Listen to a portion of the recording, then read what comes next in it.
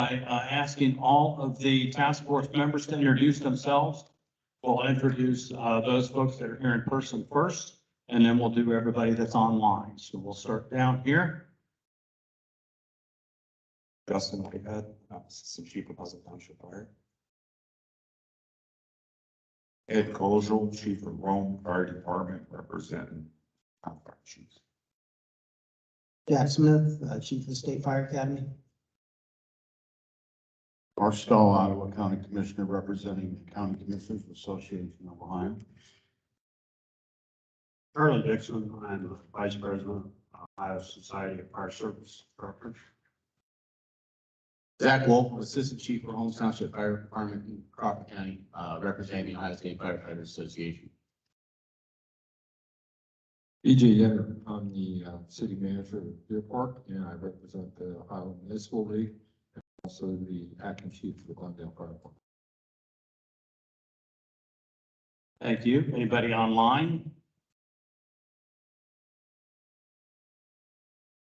Yes, sir, Marshal. This is Matt Jack-Sedek, planner with Ohio Emergency Management Agency.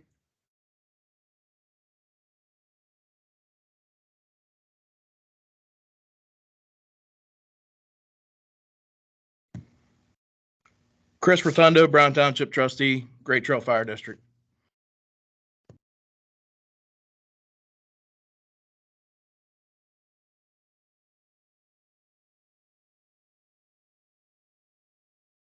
Matt, can you go again?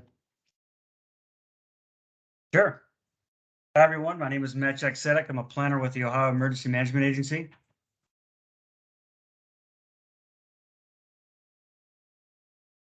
Thank you. I normally don't like to use microphones, but we're using the Teams platform today. So this whole session is recorded, as are all of our other previous sessions have been recorded. So when you come up to give your comments, we'll ask that you please use the microphone. Here's the format that we'll follow for today it's worked well for us in the past. We will first do all of the comments from you that are here today. And that, we've got an hour allotted for that. Then we'll take a 5 or 10 minute break, and we'll come back and do questions from those folks that are online. And we'll do that for however long that takes. We've got 2 hours that we're allotted here, but I can tell you that, we will be here as long as you need us to be here. If we're here till 5 o'clock, we're here till 5 o'clock. Some of the meetings have gone over 2 hours. The very first meeting in Wayne County lasted just shy of 3 hours. But we've gotten a lot of good input, a lot of really good input. I can't tell you again how much we appreciate you coming out this morning. The issues in the volunteer fire service have been there for decades. We've all known about them. And I don't know, I guess we thought that we would hope things would get better. Well, as we all know, hope is not a plan, and things have not gotten better. So we have to do something at this point in time. We have 1,178. We've lost 2 departments this year. 1,178 fire departments throughout Ohio, serving 11.5 million Ohioans. So now's the time to do something. So we're anxious to see what we come up with. We've got a lot of great input in all of our other roundtable visits. This is number 5. We have one more after this up at the Marshal's office. And after that point, we will start to gather data. We have some subcommittees that are organized in the following manner. We have a training subcommittee that is pretty self-explanatory. We've had a lot of concerns brought to us centered on training issues and different courses, different certifications. So we've got a training subcommittee. We've got another subcommittee that is looking at budgeting, financing, all of those issues, because that's a huge, huge obstacle for some, huge challenge. We have a retention and recruiting subcommittee. Here again, pretty self-explanatory, because we've heard a lot of issues revolving around both of those issues. So we've got a lot. We have an operations committee that is kind of blended in between all the other 3. We actually had that as a standalone, and we kind of backed away from that a little bit, because when you think of operations, that's exactly what you think of. And we're not going to get into the business of how you put out fires, how much water you use. So we've kind of stayed away from that topic because those issues will be covered in the other three subcommittees. So, does anybody have any questions before we begin? Okay, I'm going to ask the first person, whoever wants to come up first, to relieve me of this microphone and come somewhere around here so that we can pick your sound up and we'll kick things off. Who's going to be that first one? Okay. Thank you. Get over with quickly here. Tony Spaeth, Chief of Green Hills Fire Department, Hampton County, Ohio. Just a couple of things. We do fairly well with training. What we struggle with is just funding. You know, if you're not a grant writer, you're not going to get AFG funds. It's very, very frustrating. It's a clunky system, as we all know. The folks reviewing this, we haven't gotten money since 2006. We've applied almost every year. I think we missed one or two. But it's very, very frustrating and heartbreaking when the full-time departments, the larger cities have the resources to pay people to write the grants. And you've got neighbors getting bulletproof vests and stuff. And all I'm asking for is helmets, coats, boots, and hose. And you can't get it. So I don't know if it has something to do with the plant, the planning process. We hired someone one time to do the grant. We didn't get it. They said, you got to paint a picture of how poor you are. Well, I'm running a fire department on less than $200,000 a year. I don't know who in the hell doesn't think that's poor. So, just like to see some help with the national level, ways to get the money that we need to get the equipment that we need in order to do the job.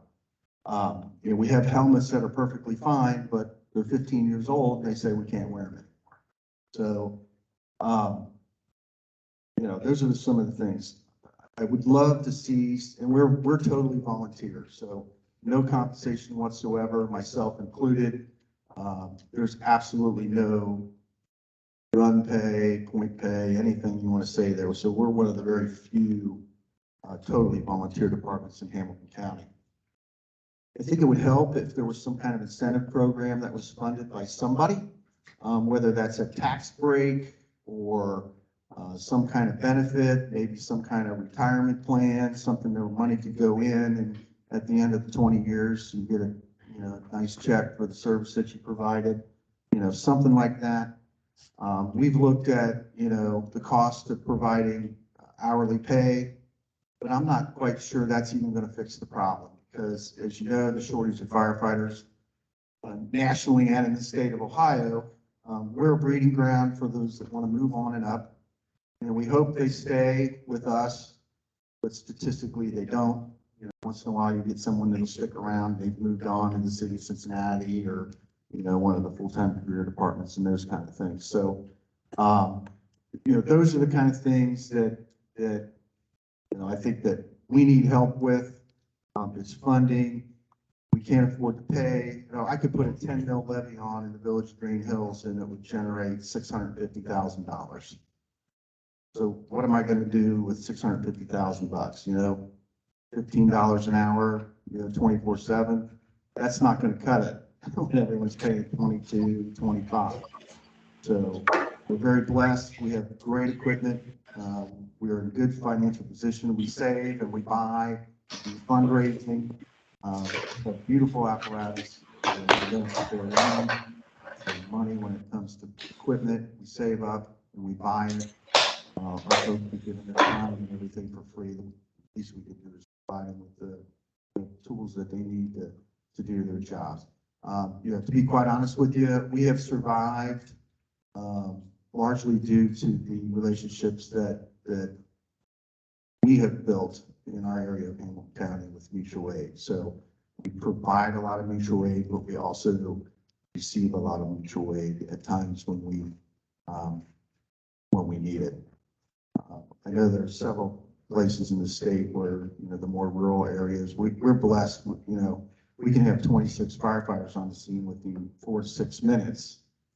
when we're using the career departments that are around us. So we have that, but they're having the same struggles that we are. I know, just an example, a young man that I helped get a job at Coleraine, got hired there full time and left Coleraine and went to Deerfield Township and got an instant $24,000 a year raise. So there's a huge disparity in even the career departments and what's being paid, and you got all these guys moving around. I said, we're the feed, and I'm not speaking, I know I'm, telling your story too, but we hire them, we get them going, they love it, they get their certifications, and they move on. So, I think incentives, tax incentives, some kind of benefit plan, whether that be healthcare or some kind of incentive check every year, just something I think would be helpful. And then, some assistance with when we apply for a grant. If we say we need 20 sets of gear or 20 helmets, we need that. We shouldn't have to explain you should have somebody studying our grammar and everything like that to understand what the real need is there. So with that, I'll pass the microphone along to someone else.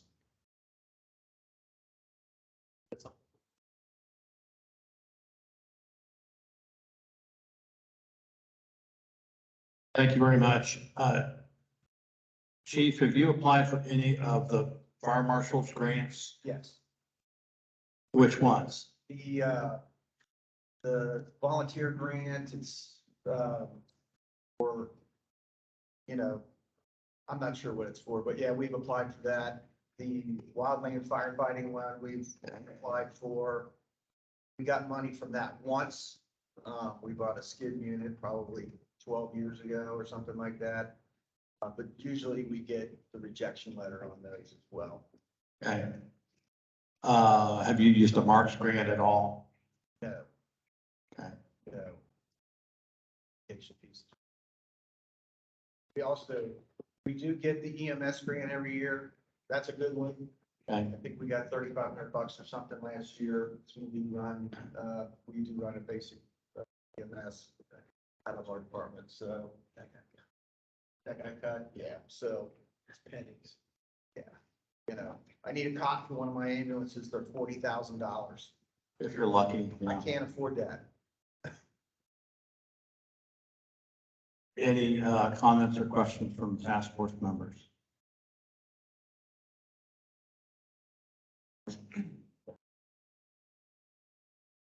Curious what your population is. We're a village, about 3,600, primarily residential. We've got 1,700 single-family residents. We've got 3 churches, 3 schools. Vocalcom is in the village of Green Hills. Some of you might know what that is. And that's about it. Square mile coverage, 1.2. on a small area. Yes. Have you tried for BWC grant for your costs? We did. We have 2 ambulances, so we got one, but apparently you can't get another.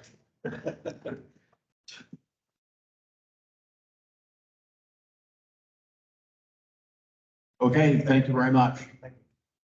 Next.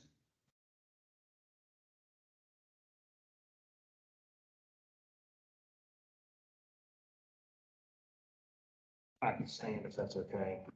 Sit, That's you fine. guys are sitting, so I'm gonna sit. So, I'm with Fayette County. I'm from Fayette County, Ohio. So, my area is about 47 square miles. It's very rural, so about 2,700 people. We're all volunteer down in my township. But, when I became chief about 10 years ago, I had to cut what I can afford. And so I keep about a roster of 15 folks. I figured if I need more than 15, that's mutual aid, and that's what we depend on. We do provide a lot of that. But my budget is 43,000 a year to run a fire department. So, when I hear 200,000, I'd be happy to have half of that. But, we're running into a lot of issues. I've received money from the fire marshal's equipment grant. But to go with that this year, I did receive 10,000, but I was asking for 12 because it costs $6,000 to replace one SCBA. I got 10. So I don't know where to come up with that other 2,000 because that's already gone within just my budget of operating, fuel, equipment, just maintenance of the trucks. So I do agree with the grant writing, to try to pay someone to hopefully, spend what money I don't have to maybe get something. I've talked to grant writers. My goal is to try to upgrade my SCBA's.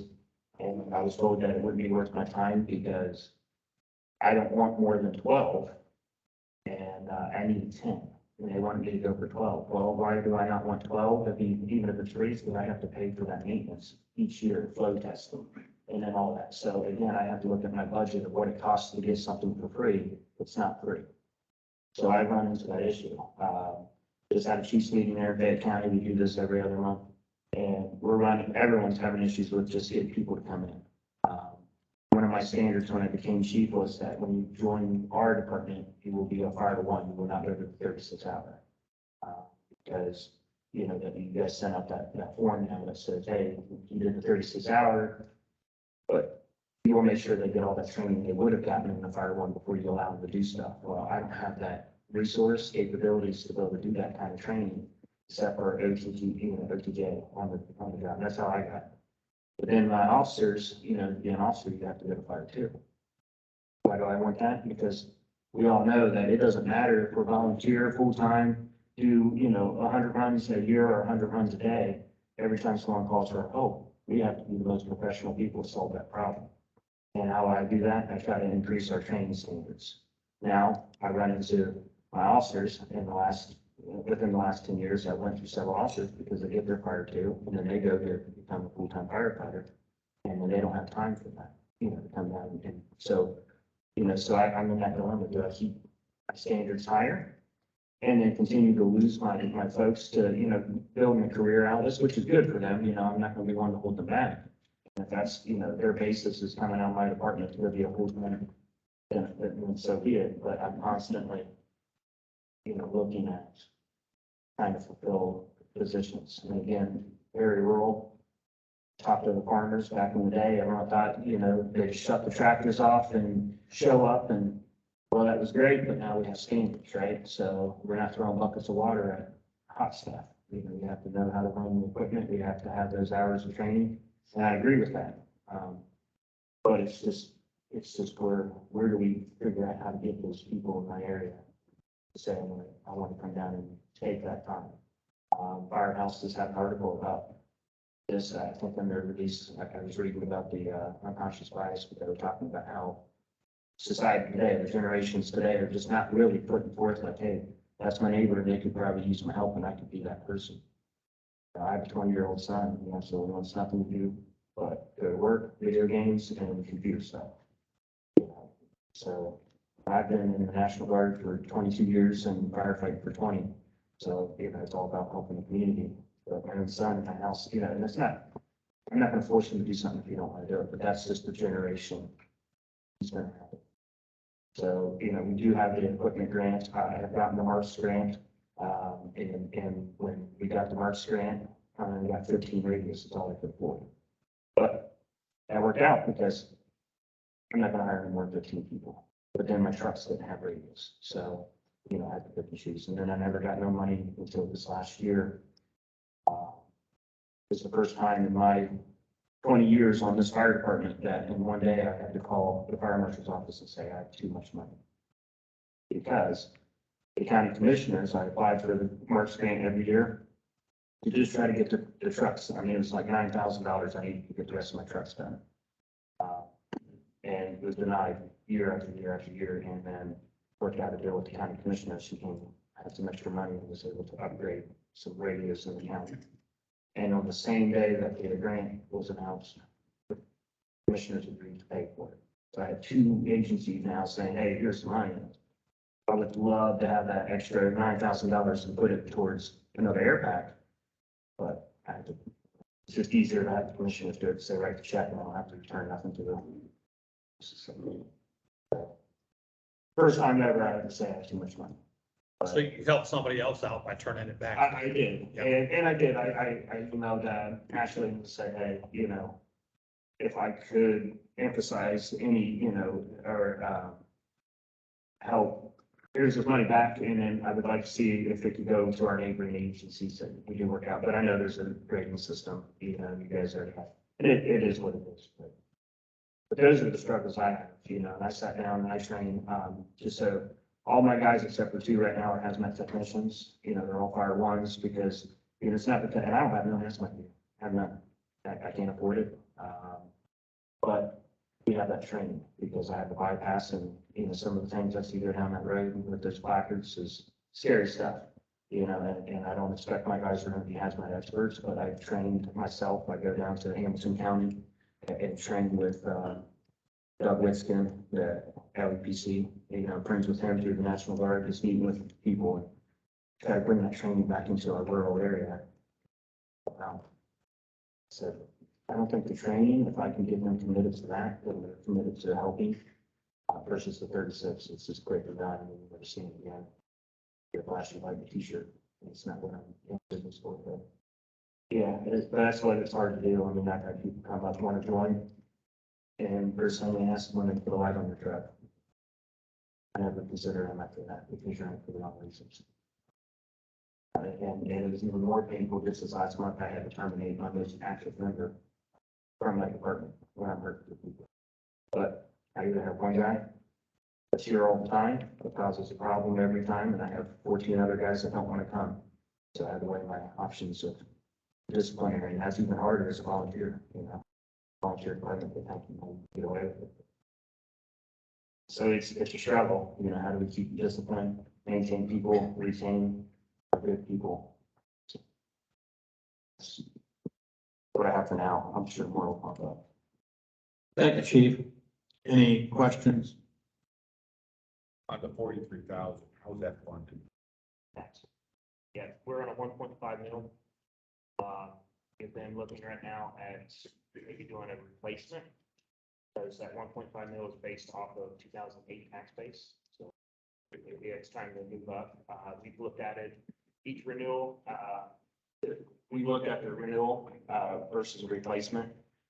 One of the issues we run into, because we don't run EMS in Fayette County, EMS is completely separate, it's trained by the county commissioners. And then they said we're out, and then our hospital is no longer a county hospital, it's trained by Adena Health. So then now the hospital is, so our EMS coverage, was for the whole county, two trucks for the whole county. Obviously, Wayne Township, we don't have a lot of that run volume for them, just because again, we're still little.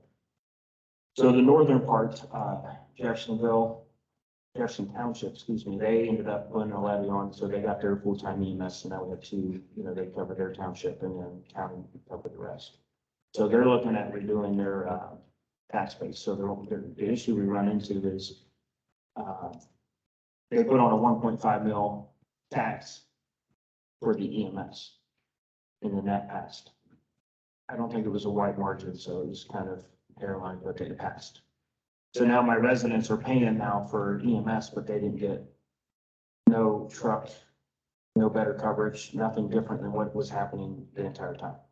And if the two trucks are tied up in the city where it's most busy at, and someone's having a heart attack, then it's coverage, but they're paying for it now. And then around that same year, our sheriff's office got a new jail, and that put on a new budget, and it passed.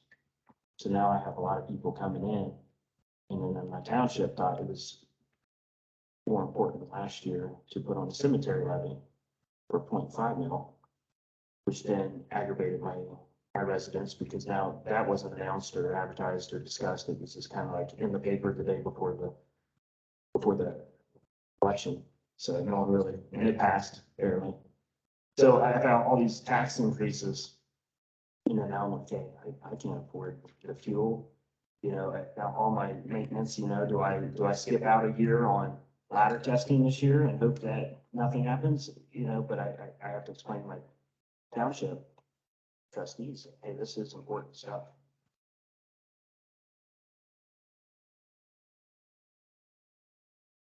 So they don't understand. I had a conversation to say, I was looking at a youth apparatus and a huge apparatus that was a 1,200-gallon Alabama.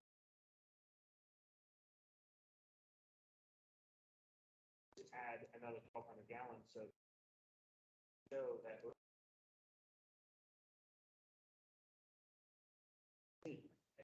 maybe because we're an 8-time ISO rating, so it's one of the worst ratings that you can have because we're volunteer and have no municipal water in my entire.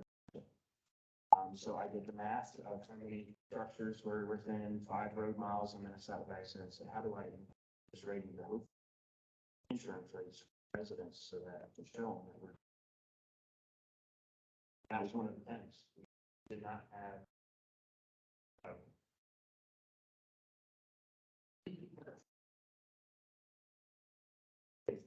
Tastes like metal. So, one of my trustees called in insurance. Yeah, it would improve it. So he said, well, it's time to do my rate. So turned down a $50,000 truck that would have. I'm limited to what I can just go get, right? The truck has to be less than 29 feet long, so it fits on that station. And, you can only seat 2 other guys, but then I look at every seat belt is a potential for, grant writing for equipment. Hey, I got this many seat belts, so I need this much equipment, right? I got a brand new pickup truck that I drove here today, but I did that with COVID fund. And I didn't get enough tow funds because we were very rural, but I talked to my other townships and they said, we're not gonna use that. So I wrote a letter to the commissioner, sat down with the county prosecutor because I'm too busy. I don't have time to go to jail for doing something wrong. And, got them to reallocate some of that money so I can buy, a truck just to first respond in, so I'm not taking out an engine every time. And then, of course, COVID was an issue, so they're contaminated. Devastation, having to take out a truck and try to decontaminate it or whatever was happening. Was a lot. So I have to think outside of the box when it comes to where there's money available. And just try to make it work. You have questions? First off, thank you for your military service. So this last week, I was fortunate enough to be able to spend a week at the Firehouse Expo in Columbus, and had an interesting conversation with a vendor that kind of related the same thing you're talking about with the grant writing. It seems like a lot of the grant writers are more interested in looking at an individual's wants versus their needs. And with that, I think it comes back to, as this vendor explained, he was having a challenge. The grant writer came to him and he sells a particular product that you can give him the dimensions exactly of what you want in the truck, a tanker, for instance. And he can tell you whether that's going to fit in your fire station or not, right off the bat, once he gets the dimensions of the doors. But anyway, but he can also tell you its abilities to meet ISO ratings and stuff. So in essence, it feels like there needs to be some education to some of the grant writers about meeting folks' needs versus their wants,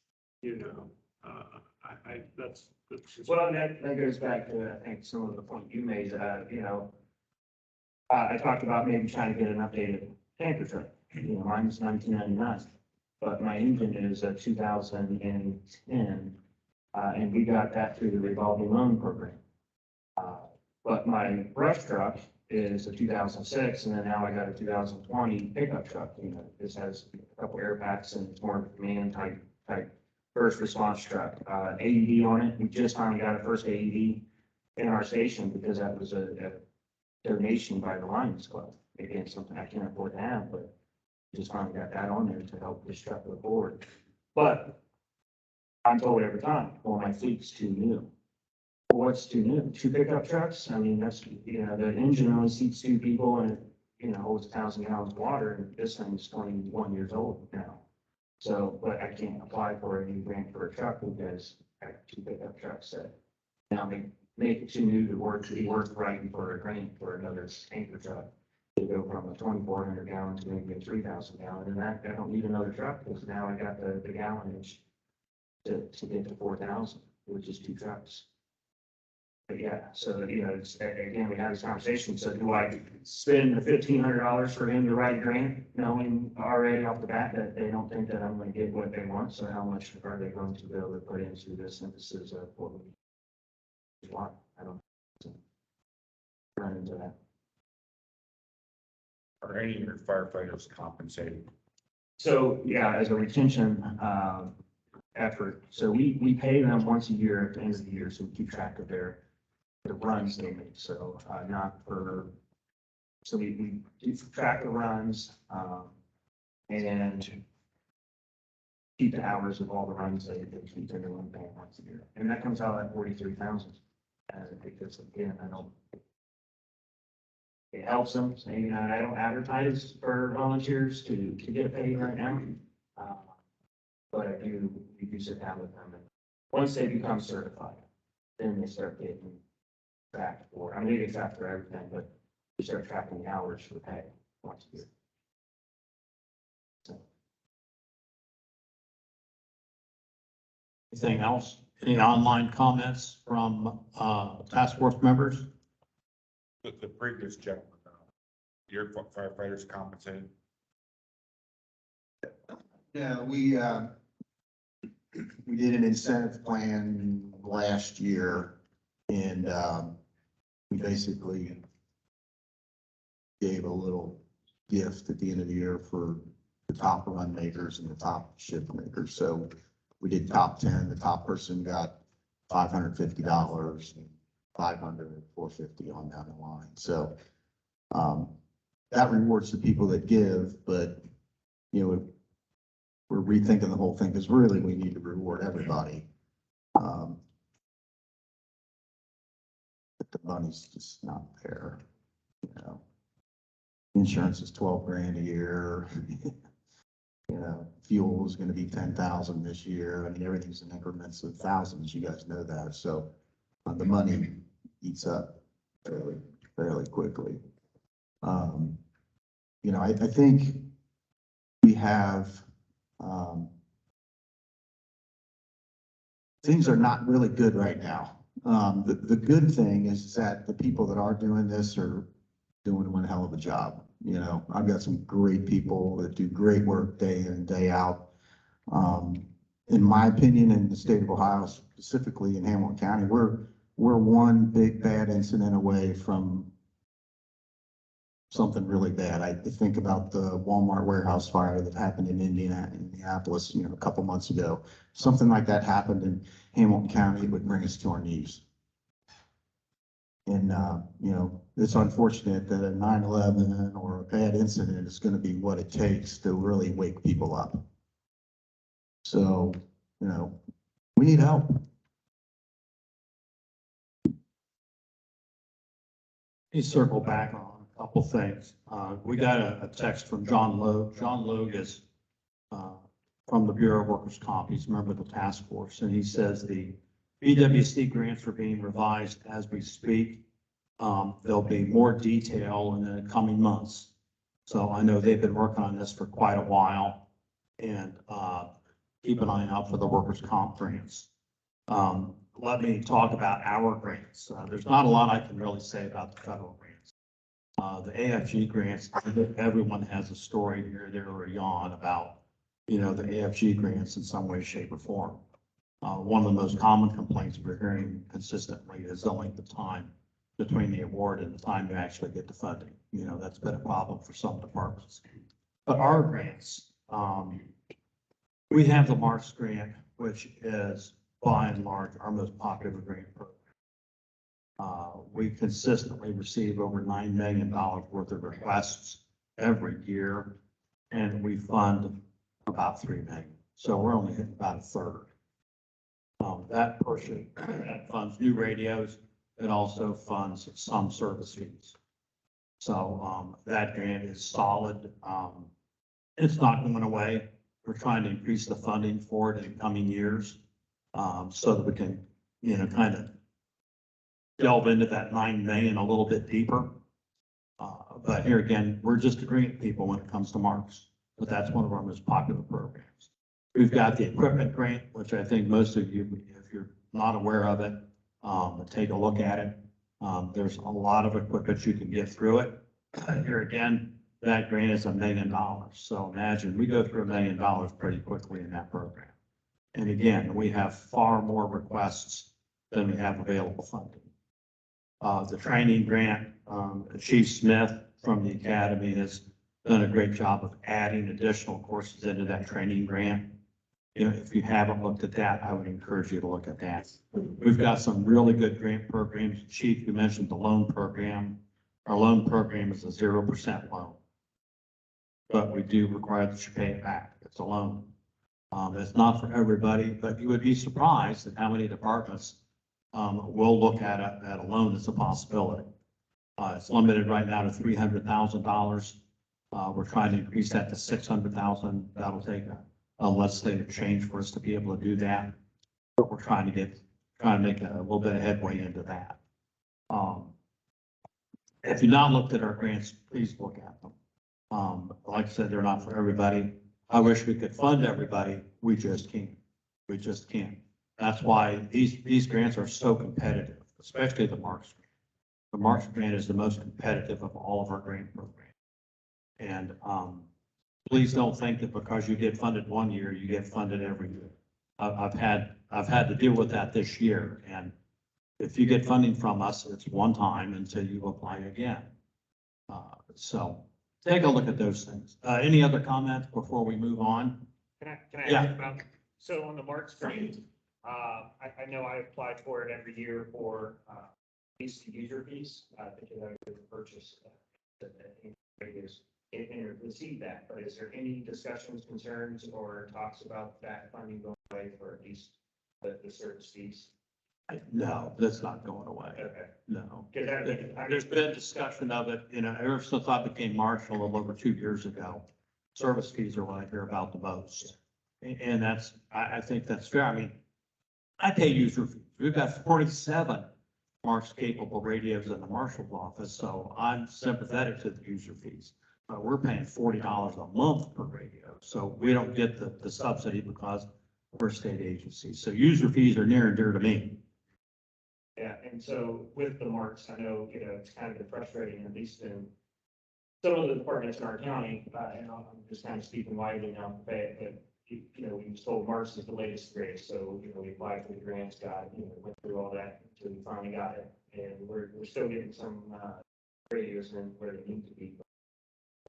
We're getting, you know, now that more people are coming on, now link player is the thing, so we had to, you know, there's a $1,500 upgrade that I had to add to all my radios, for link player, and then now I have to wait for, cause I don't have, Motorola, I use Harris radios, and every time I call Marks, I'll have Marks to say, hey, what about link player, I'll call your Motorola.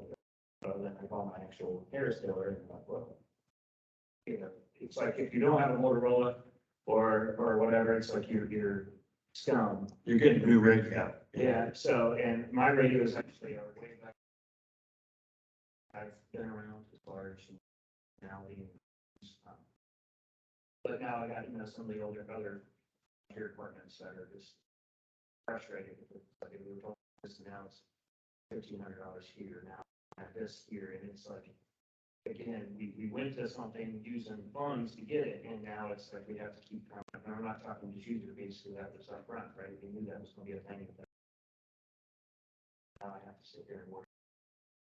What new software, what new program that Ohio Marks are gonna say, now we do this and everyone has to pay for it. And that's a good point. I mean, we share that in common because we're in the same place. We've got half of our radios we've got to replace in 2 years, or else, you know, like everybody else, they're not going to be working.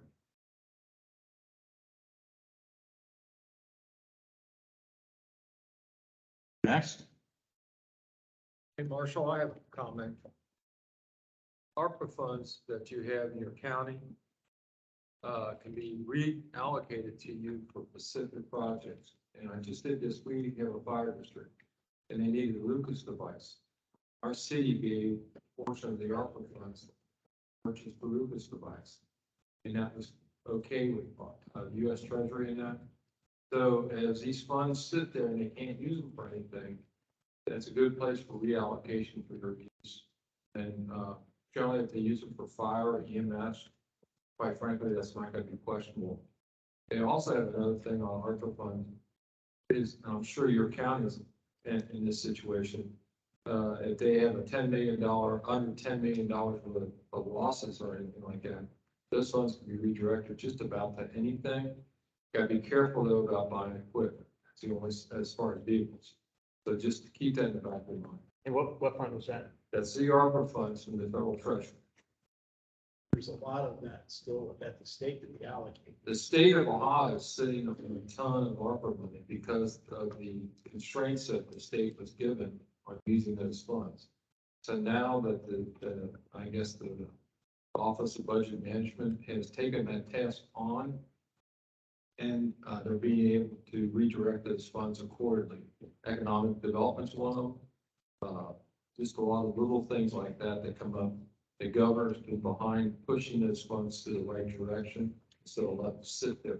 And it sounds like the funds that we actually requested from our commissioners to help us with the link layer software updates, because I believe it encompassed cybersecurity, and I kind of painted the picture that link layer is a form of cybersecurity, however you want to look at it, it's to help whatever. So again, went to the prosecutor, whoever, and they said, yeah, it will fit the bill. And then while doing that, you know, it came up, some of these older radios could not take that link layer update, so it turned them into bricks, I guess is the words. And so then the commissioner said, okay, how many radios does every department have that would not take link layer? And, you know, I didn't ask any other questions, but I had 3 800 megahertz radios in my truck that doesn't take link layer. They didn't ask how many March radios didn't take it, just how many radios didn't take it, right? So wording matters to me, and Absolutely. so I was like, I got 3 truck radios that doesn't take link layer, and they didn't ask any further questions, so I didn't feel bad for not providing any further details. And they paid to actually replace my 3 radios with March radios that has link. And that was the same day they agreed to that I got the alert that I got the March grant approved for me to pay them. And that's when I called Ashley. You should hit the line. That day. I should have. You know, your problem with radios is, I'm in Hampton County, and we have a lot of these mobile radios now that are turning into bricks. Yeah. And the problem is $6,000 to $8,000. No department can afford that. I don't care if your career or something like that. Biggest problem is, we always talked about it. Tony Nice brought in Hampton Fire Chiefs Board for a while. We always say Motorola creates the need and it fills the void. And that seems to be the theme with all these radios. Sure. So my offer to you is close to somebody in the commissioner's office and see if some additional funds can be redirected to you as you need to correct the problem. Sure. And I identify it that way too. Yeah. Thank you. Okay. Okay, I'm Nick Schwab. I'm a township trustee as well as an EMT, so maybe I got a little different perspective here, being a township trustee. And I don't know, I think this is a place to bring this up. We have a fire levy expiring. So we're going from 275 to 4.5 because of inflation, the radios, we got all the equipment. I mean, there's no way we can run it on 275, you know, it's a 5-year levy. But when you put it on the ballot, it says it's an additional 4.5 mil levy. Prosecutor said it has to say it's additional because it's additional to the inside millage. Nobody gets the newspaper. I'm afraid this is going to cause us a real problem this year because we got so many levies on in Butler County. People are just going to go in there and say, no, no, no, no. So I just think that the ballot, I mean, you know, I don't know where you start on that problem, but they say it has to say additional when nobody gets the newspaper. So when they go in there to vote, they're going to see that it says an additional 4.5 mil levy. You know, they're not going to realize we're letting the other 2.75 expire. So, I mean, you know, that's, you know, and somebody said we cover 36 square miles. We're 6 by 6. We're just south of Oxford Township, Miami University.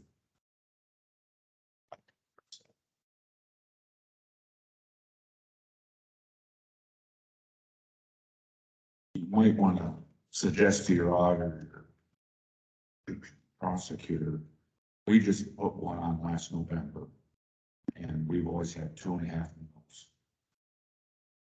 And for a 5-year period. And every 5 year, we have replaced it. And outside of 1 year, there's been a significant increase. So what we did this year, or this last year, and this is how we're going to ballot, replacement of the existing 2.5 plus an additional 0.5. And we even went on for a continuous period of time. So it showed the voters we're only raising it half, replacing the existing 2.5. And as far as, like you say, no one gets newspaper, but we still put it out there that this is what's going to cost a homeowner with X amount of dollar valuation. So you might want to consider that. Well, I didn't mean to cut you off. We had considered that, but the problem is that on the, what you're renewing, you're not getting the additional tax money from the, because that tax money, you know, is so many mills, Right. but it's on the valuation at the time it was passed. So, I mean, we decided to pick up that extra value, because we've had a lot of houses built in the last 10 years. So to do that, I mean, you know, Your millage we changed. did consider that, but that was the reason we decided to pick up that additional property valuation, because if you do the renewal, then you don't get the additional property valuation on, because that, when you pass a levy, it says it's mills, but it's actually X number of dollars.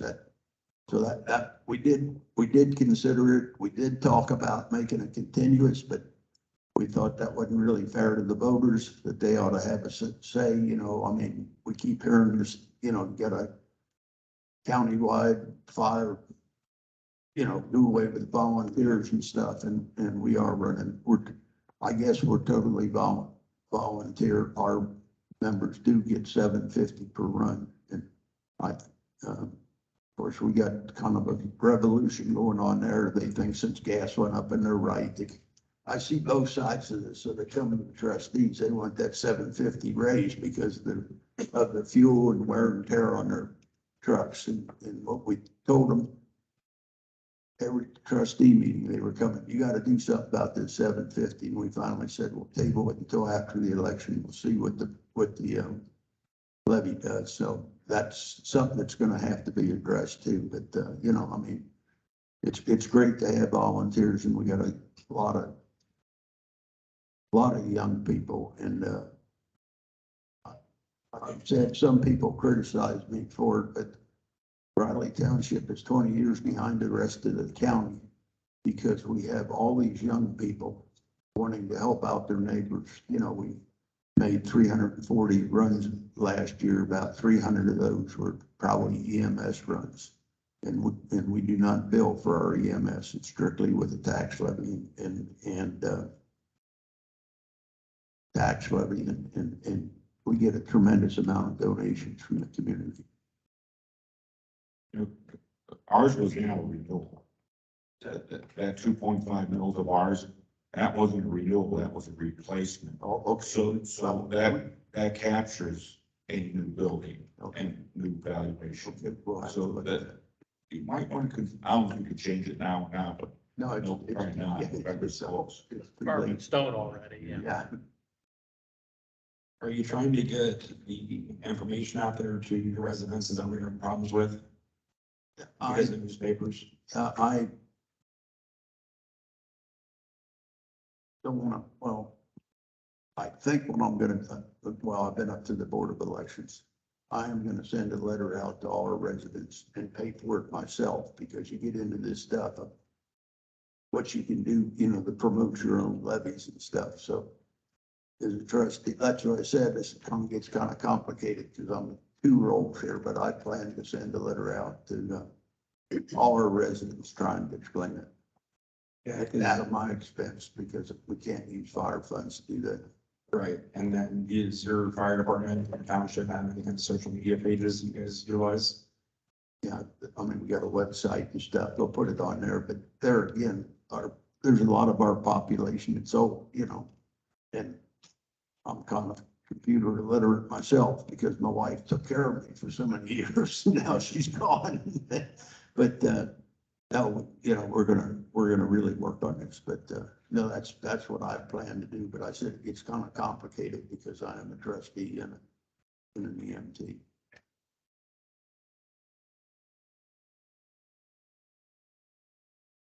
I think your fear is very well placed. Last November, we had 5 levies, fire levies, statewide, all failed. And not by just a few points, they all failed miserably. I think the closest one had 47%. Everybody else was less than that. So we've never had this happen before in the state. Levies have never been an issue. They are now. They are now, obviously. So I think your fear is very well placed. And I think the more you get the word out and explain it, that helps. I don't know if you thought about having a town meeting where everybody can just come and you can explain it to them. I think anything you can do to make sure that everybody understands it will help. Because a lot of folks are just looking at yes or no and going no. And that's part of the issue. One of the most troubling aspects I think we will have as a task force, as a group, is looking at that financial piece. Because it's a hodgepodge all over the state. Everybody's funded in many different ways. There is a department in Northwest Ohio that I visited and spent time with. They've had a 2 mil fire levy for 11 years. And they can't get support to get it increased. Their original station was built in the 1860s. Their most recent addition was 1952. They have to pull the equipment out to get people on it. And that's repeatable throughout the state. But in that particular case, without financial support to pay the bills, they're going to go away. One of these days, they're just going to go away. And then that's going to affect everybody around them. You know, it's like dropping a stone in a pot of water. It's going to spread out to everybody. So these things are critical, but this is going to be a difficult issue for us. And I don't know if you've noticed, but the composition of the task force, it's not all everybody from the fire service. We're about half from the fire service and half aren't. The folks that are not directly from the fire service are representing groups like the county commissioners, the township trustees, you know, municipal league, the Bureau of Workers' Comp, and others. Because we need their help. We need their assistance. Because folks, I'm going to tell you honestly, if the fire service could have fixed this on our own without any outside help, well, we would have done it already. So what we got going isn't working. We need help from others outside in these professions that can understand and relate to us and help us make the case for how we create the volunteer fire service of the future. Thank you for your comment. Appreciate it. Okay, next. Hello, Paul Shear, Fire Chief of Wayne Township. We're just east of here. I guess I'm sort of embarrassed having to sit back and listen to this. We've been real fortunate in Wayne Township. We operate on about $1 million a year. We cover 57 square miles. We got 1 full-time employee was named. We just hired a second.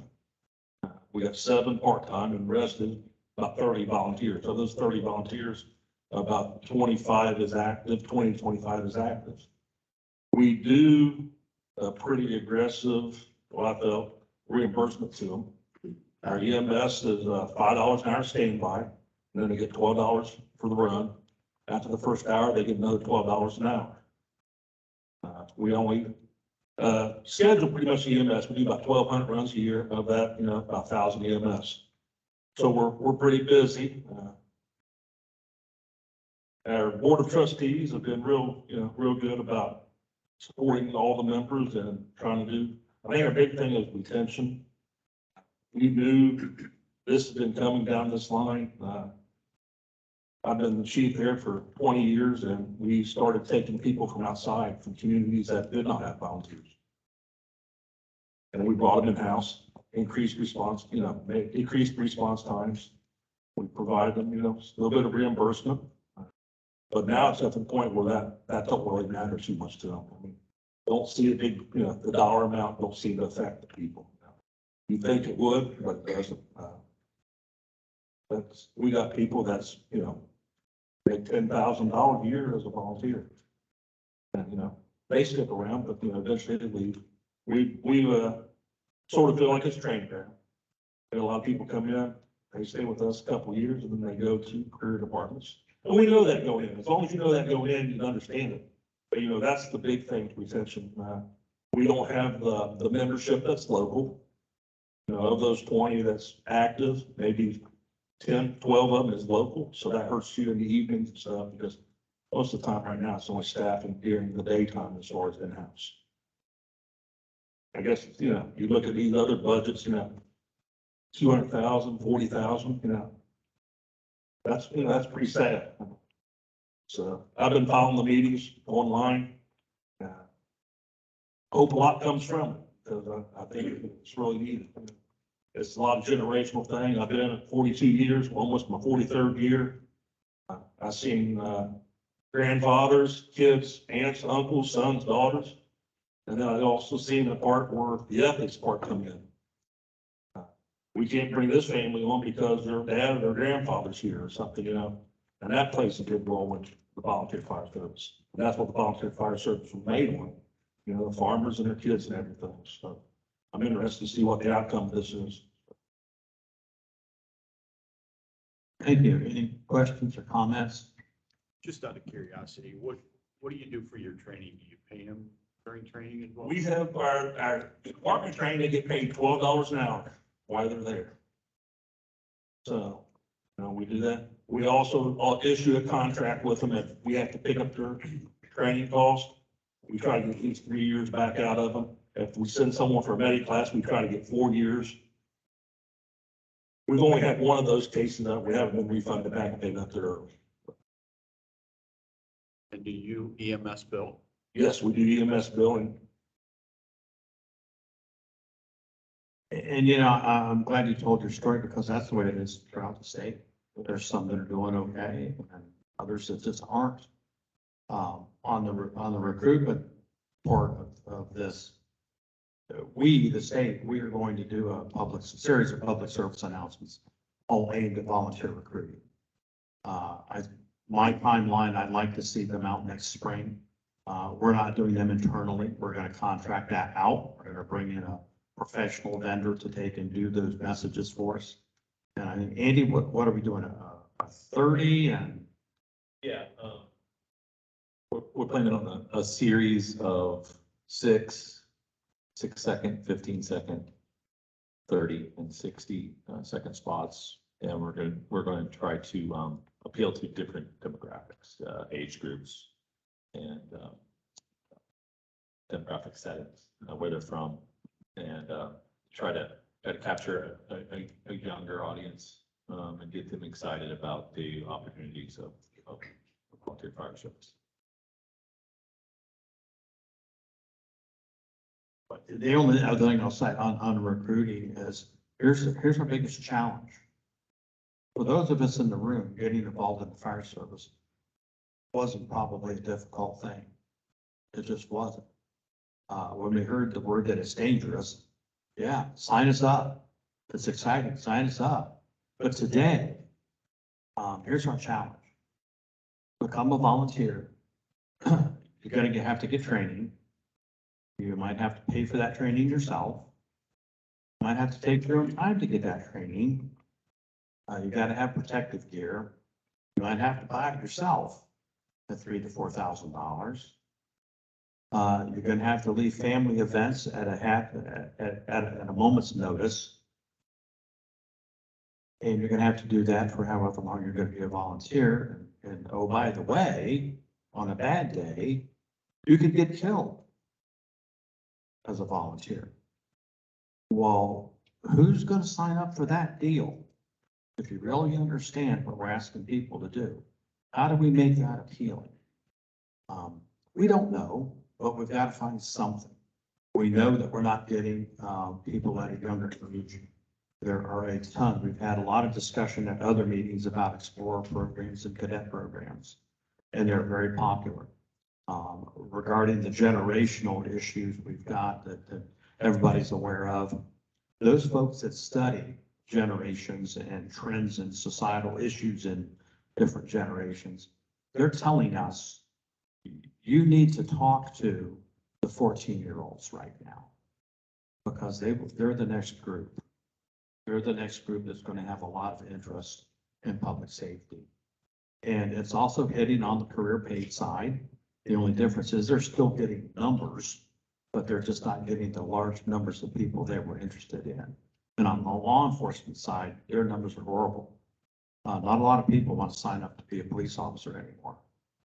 So these are trends that just aren't good, but we can't bury our heads.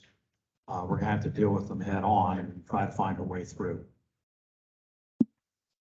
I'm Diane Coleman, I'm a trustee. Township, so I work with Paul. So I'm a new trustee this year, so it's interesting for me to see all this. That's why I wanted to come today to see what's happening. But we do have a. Thank you for being. Yes, thank you. So as a resident previously, I don't think residents really understand. I mean, we see fire levies come on, but we don't really understand that there's no other money really except for any grants that fund our fire and EMS departments.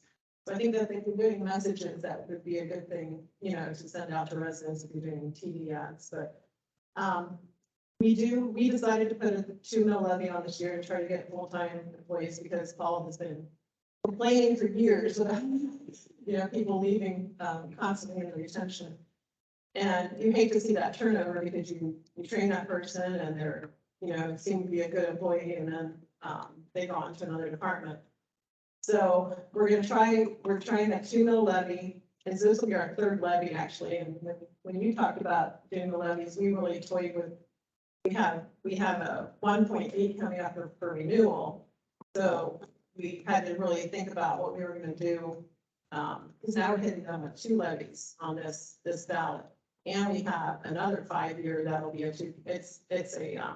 another one that's already out there that's not up for renewal this time, so we'll have 3 levies, which is kind of concerning to me.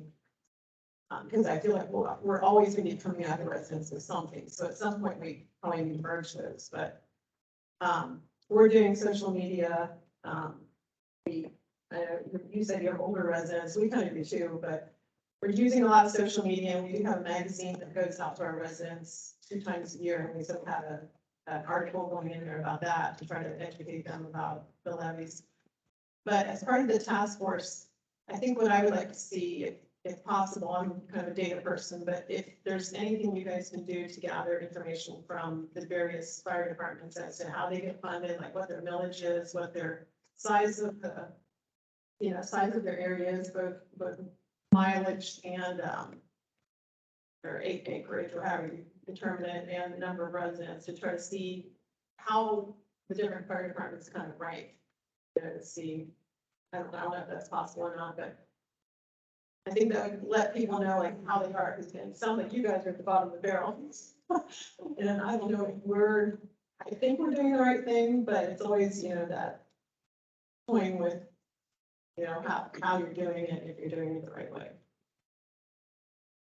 I'm glad you brought up a couple points. The data, we are slowly, hopefully going to get the data. Who has not seen the survey that was recently sent out from the Division of EMS? Hopefully you all have seen it. Please take time to fill it out. That survey is critical, because we need to get the data that this young lady's talking about. We don't have it. We don't have it. So the only way we can get that is by all of you cooperating, and especially the chiefs. I don't know if you've done the survey yet, but you'll notice that the chiefs have a different survey than everybody else, because we are getting in your business. We want to know some specific things that we just don't have at the state level. Not just us, the Division of EMS, nobody has it. So we've got to start that database. The other point that I want to address about what citizens know, that's a perfect point. People don't really understand, you know. hello, I need help. We've made it so easy. But we've got to, and we're the part of public safety that doesn't pound our chest and pat ourselves on the back a lot. But I'm telling you, now is the best time to start doing that. We really have to start doing that. We need to tell that story to the public, to let them know what happens when they hang up.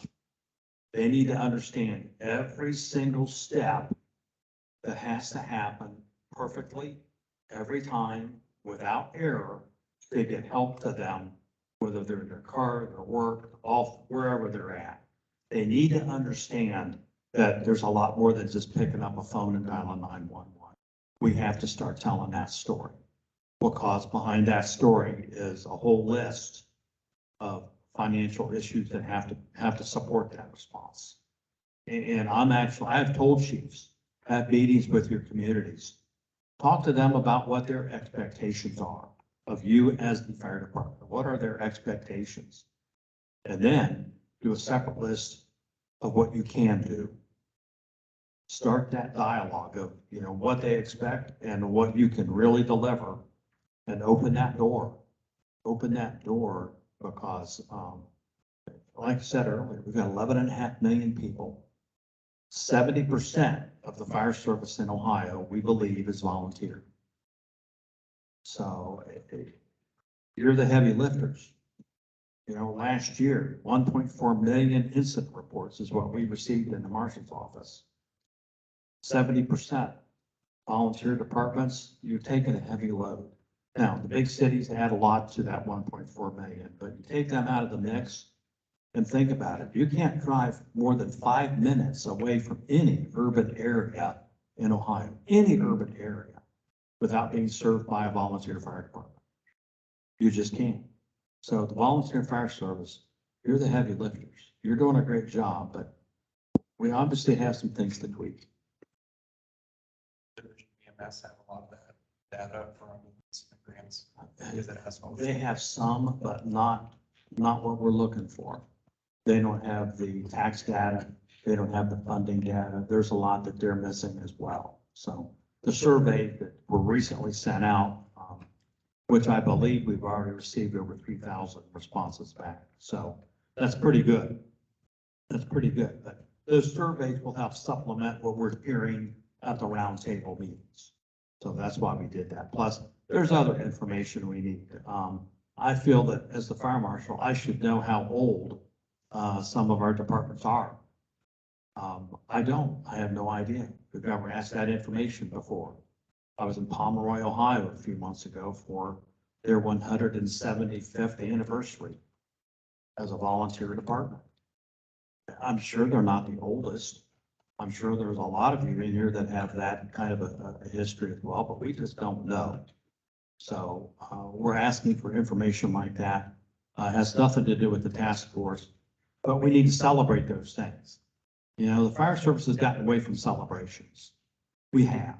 That's one thing we as a state, we need to celebrate your 175th anniversary, your 100. We need to do that. So I'm going to get off that horse. Okay. Who's next? Yeah.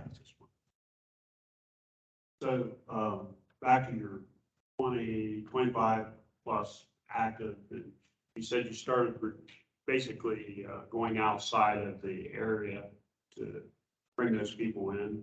Yes, we have a lot of agencies around us that's career firefighters, and they don't take on volunteers. Okay. So with that, they was looking for a place to get experience. So we would take them on. Before when I first got on there, you never even thought about having someone live outside the community to be on your department. So now you bring them in and they stay in-house during the day or in the evening. And so a lot of them, I guess, what you're saying are a lot of them hold career positions elsewhere then? no, we got a young boy that lives in Sydney that drives to Wayne Township one day a week.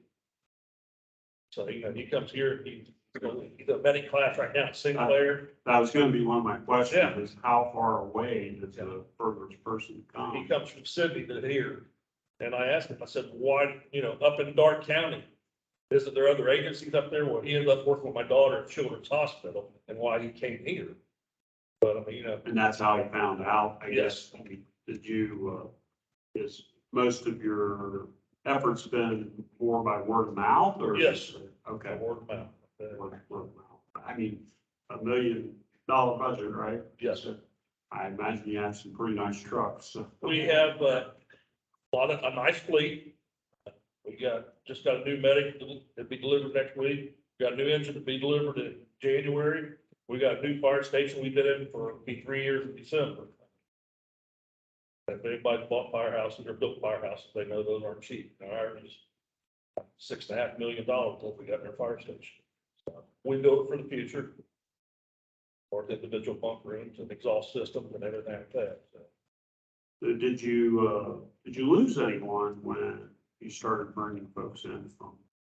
No, not really. I mean, Okay. you know, we've never, or no one's ever really said that's the reason they was leaving, you know. The ones that's been with us, we got, you know, guys have been there 40 years, 35 years, some down 20 years. And most of those have been around long enough to know that, you know, there's a void and they welcome the people in to help fill shifts and stuff. That's one of the questions on the survey, obviously. We want to know why people leaving that have left, if they get the survey at the time, so. Well, I think a lot of people leave now because they don't have the time to put into it and they move away. It takes a lot of time. I don't agree with reducing the training standards. I don't want to go in a different discussion on that because I don't feel that amount of time in a 3-year cycle is very, you know, much. And I know there's been comments around the state about that. We've not heard anybody support that yet either, so. So I mean, There's a few on the other side outside of this profession. Yeah. That initiative to reduce the content has been killed. Well, no, it's still alive. It's still alive. Thank you. All right. Okay, I have gotten us off schedule here a little bit. Do we want to keep going or do we want to take a break before we do online comments? Maybe I should ask, do we have some online comments? No? Okay, let's take a 5-minute break, folks, and we'll reorganize and come back and keep talking.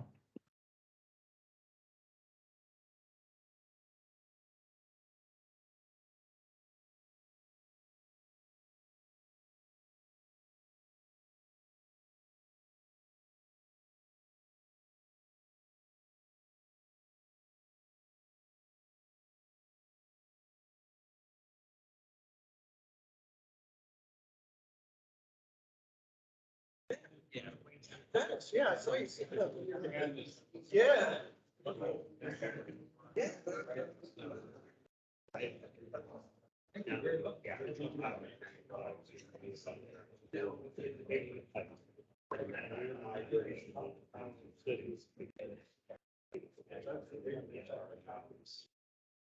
Some start out.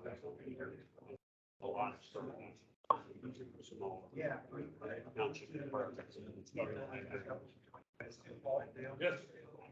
Yeah, and you can't. No. Absolutely.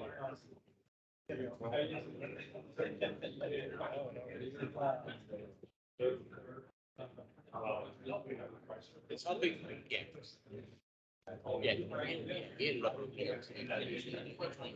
the city of Saturday. Because we just pretty much sustain it. You know, the population, that's the population of all our town will drop.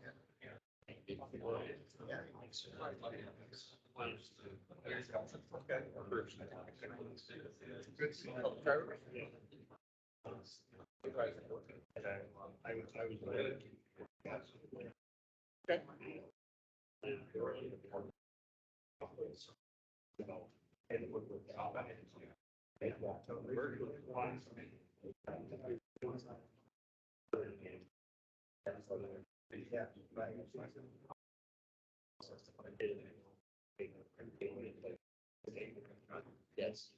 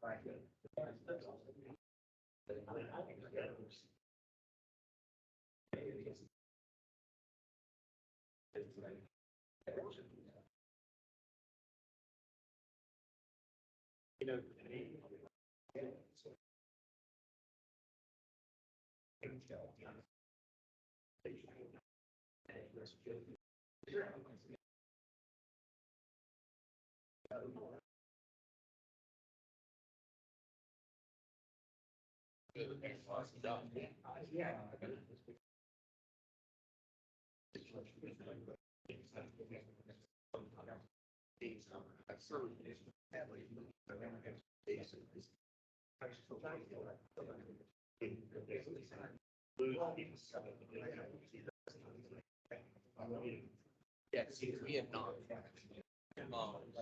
We're actually, push right now. We're actually. And they're gonna be putting it on the digital. They're actually gonna put everything. Winter sports program. And then, like, they're going to actually. Slash commercial.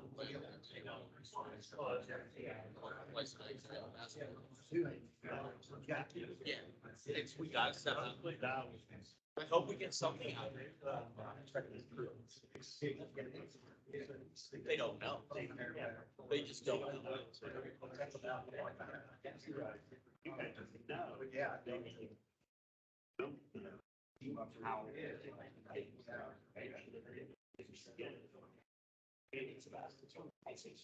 Well, and that's, we've had to change our tactics, how they are. And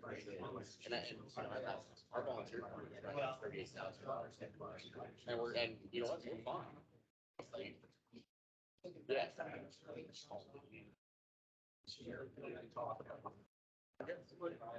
I wish. Yeah.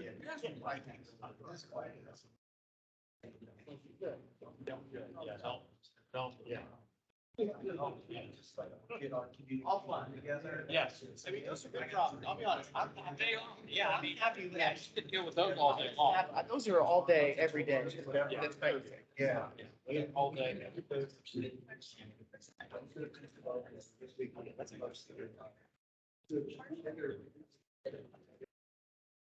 What's that? Yeah. I don't think we have in the past. I discussed, verbally, when we go through it. Yeah. No, I think it's just which fire departments from where. There's some audios, little productions. Yeah. It's a big echoey building. I don't know what to do. Yeah.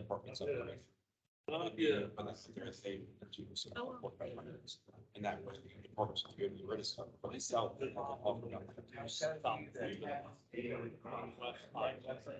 I mean, obviously, not just. That would probably be the easiest thing for us. Yeah.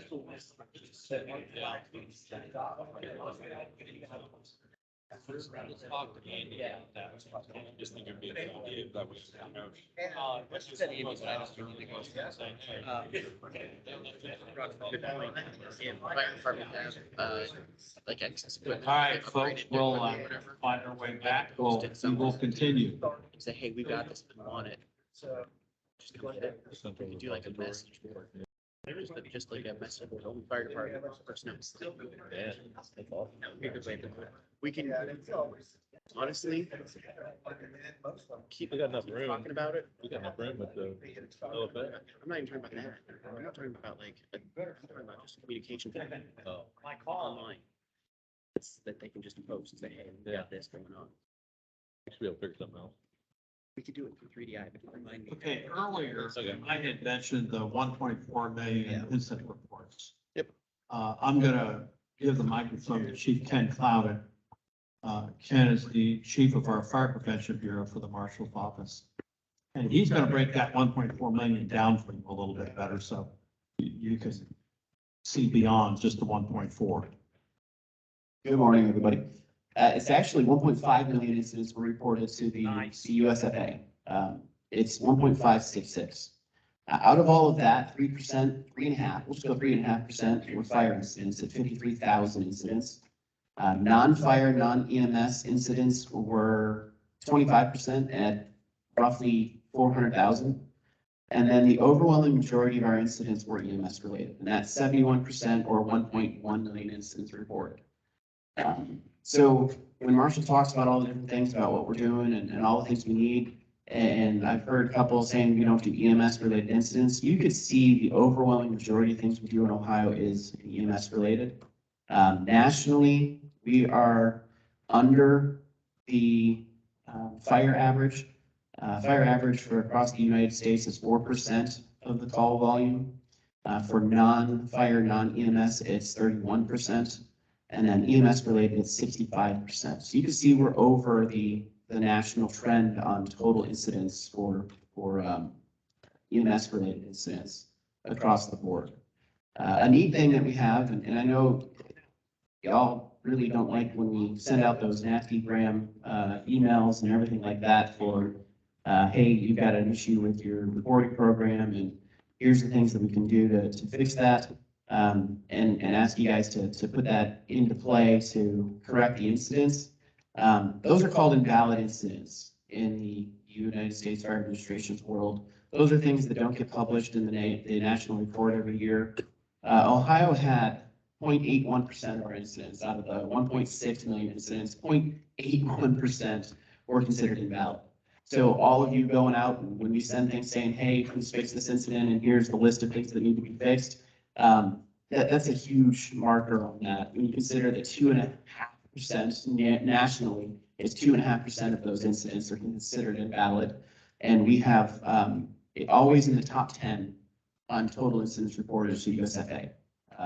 So each year we're always over that 1 million, 1.5 million. I started in the Bureau in 8 years ago, I think. And when I started, we only had 850,000 incidents reported. So you see, we've gone up to that 1.5 million incidents. We've increased that because we've told everybody, hey, we don't want to point your fire incident. We want everything. Because how else are we going to know how to help you if we don't have all those incidents in? So thank you all for what you do for that, because that's greatly appreciated. Thank you, Chief. We appreciate that. That's just a little bit more data on a Saturday morning for you to think about. Okay, anyone online, Abby, one more time? Okay? Yeah. Go right ahead. Okay, Rodney Klinger, with Sycamore Fire and Rescue. We were established in 1892, just a little bit of background. We cover about 146 square miles in 3 different counties and 6 townships. We have a combined run volume between fire and EMS, 600 to 700 calls a year. We are all volunteer. And one thing I wanted to talk about, this I'm kind of out of our area here. You know, I sat in on the Northwest Ohio meeting, and after that, I thought of a few things that I would like to, bring up. We just conducted interviews. So we had 8 applications for the entire year of people who wanted to get on our department. Out of those 8 applications, 3 of them lived 5 or more miles outside of our territory, which, we're not completely opposed to, but not the most helpful. And so that took us down to about 5 people we would interview. Out of those 5 people, 1 never answered back, multiple contacts.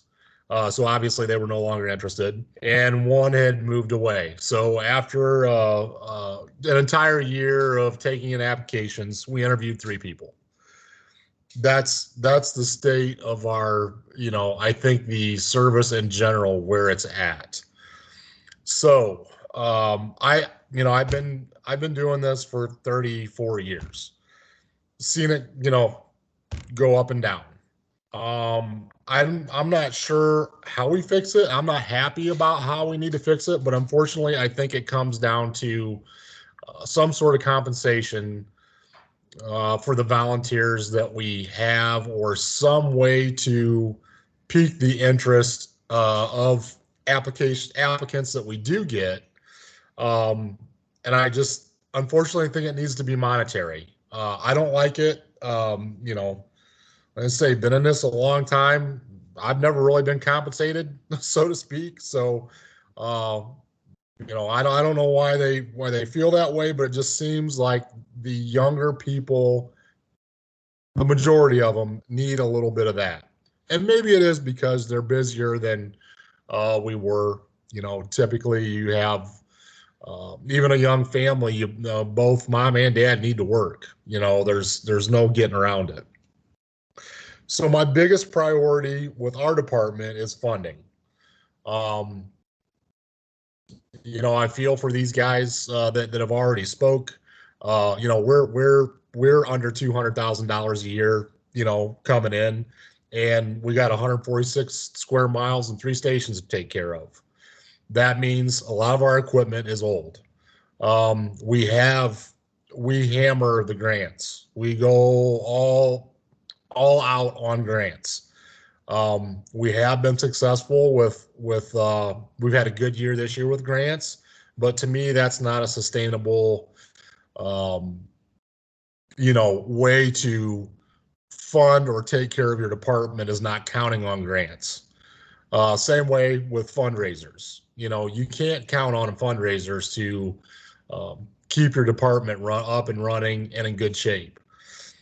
I think that, you know, the better your department looks, as petty as this is, with, you know, nice newer equipment, apparel, I think that it tends to attract people, which, you know, maybe could bring in some more recruiting, and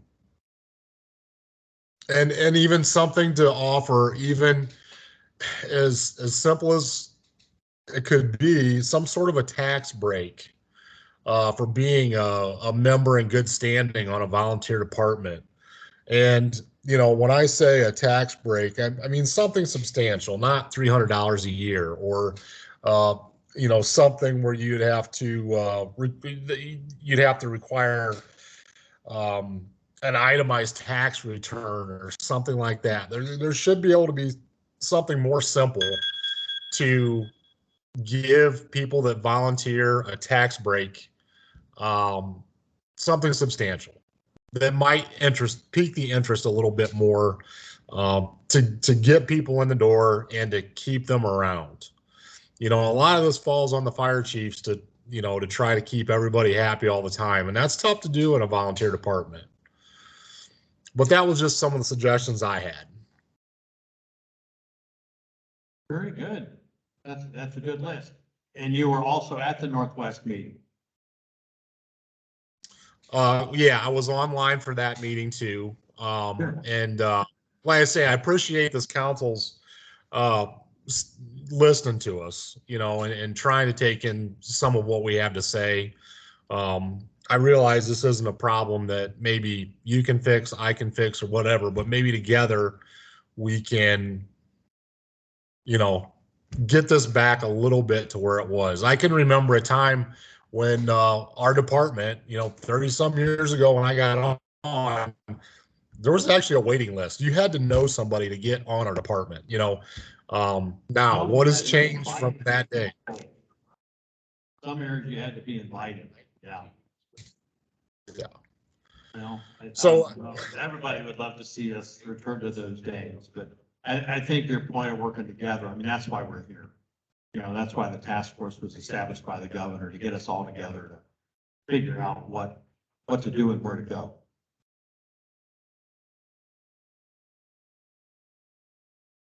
All right, any comments, questions?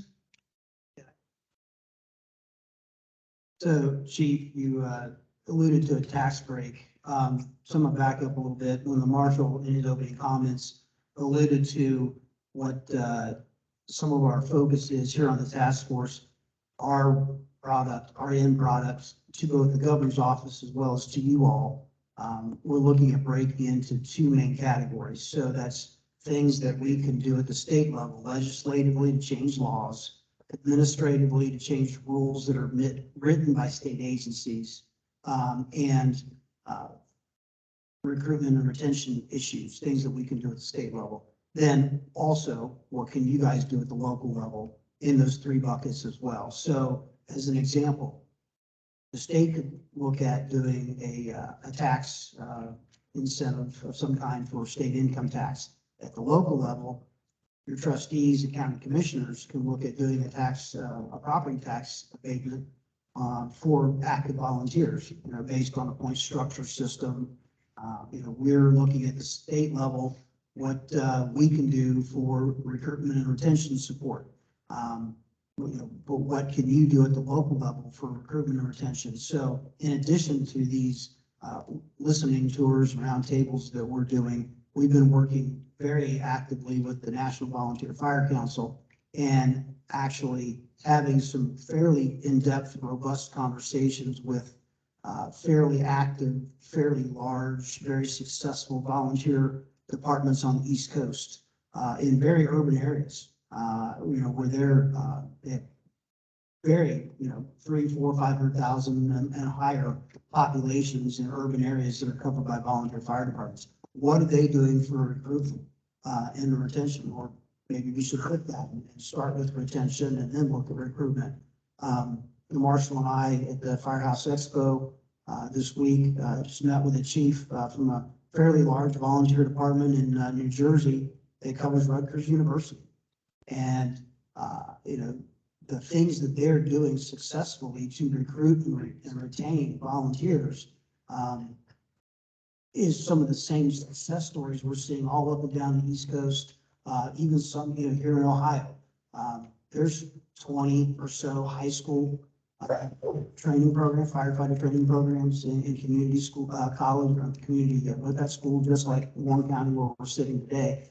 The fire departments that have cadet and explorer programs that are attached at the hip of a high school program like this one here, those are the departments that don't have problems with recruitment and retention. The departments that have the ability to have sleeping quarters where, kind of like Chief, you said, we got people commuting from out of county. Some of the fire chiefs we talked to up and down the East Coast, they're structured, they have people from out of state that maybe they were volunteer there when they were in high school or in college, and they will drive back one night, one weekend a month and do a weekend shift because they have a place to sleep. So there's lots of outside the box things that, we want to provide that resource list of ideas, best evidence-based best practices, success stories that are happening in Ohio, in other parts of the country, things that you guys can do at the local level, things that we can do at the state level. And so your comment about taxation was, kind of made me think about that. We're looking at what we can do. We haven't heard a lot about it in this meeting, but continuing education. How can we improve access to that, decrease the cost of it? That because of the amount of content that's required, can be a barrier to retention. We get that. So how do we make that, not dumb it down? It's a dangerous job. People's lives depend on how good we are at our job, at the end of the day. Dumbing down the workforce doesn't do anybody any favors. So, but how do we meet those hours, but make it easier to do so? And so those are the types of things we're looking at. And one of the things that really stuck with me, several things did, but one of the things that stuck with me from our conversation with the chief of New Jersey was, he said, I give to get. I give to get. He will give flexibility. He will give whatever that prospective volunteer needs to work with their schedule. He will give in order to get that volunteer, whatever it is. They had training issues, and they took and finally found out that, of all things, and I never would have thought this myself, Friday night was a popular night for his volunteers. because they don't have to work the next day. I never would have thought Friday night would be a good training night. So they did that. Then they also had people that couldn't work on Friday, or do training on Friday nights. So they worked with their instructors, and I think they ended up as nightly. They ended up with a schedule, every weeknight for you to come in and do training if you couldn't make any of the others. So he gave, he sacrificed whatever he needed to get volunteers to come in for the training. And he just had a whole list of different things like that. Dress uniforms. How many volunteers have dress uniforms? His department, you get one after your first year. So some of the other incentives, Chief, did you have any other comments before? No, sir, that was it. Thank you. All right, well, thank you. We've talked about incentives and some other things. Chief Smith mentioned some. We have also heard of some concepts involving educational alternatives, contract. Let's say you've got a volunteer, and this contract would be between a local volunteer fire department and that volunteer, backed with some kind of support from the state, obviously. But it would be an educational opportunity.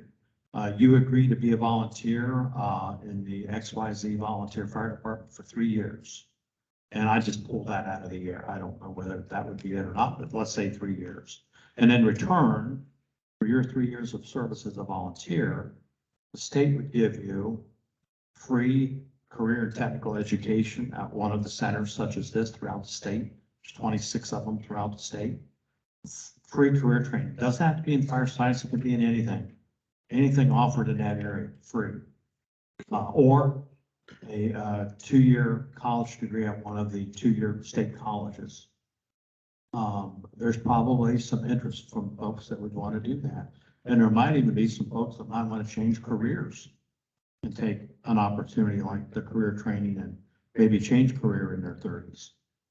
The career centers offer a ton of programs that all focus on most of the in-demand jobs. So there's thoughts like that. We heard about a income or a gas tax proposal. This was at our first meeting. I think it was our first meeting in Wayne County. One of the chiefs stood up and he had done extensive research on this. 1 cent of the gas tax would generate $66 million. Now, sadly, $66 million spread out throughout the volunteer fire departments in Ohio isn't going to go far, but it's better than where you are now. That one has a lot of challenges, though, an awful lot of challenges. I saw a question over here.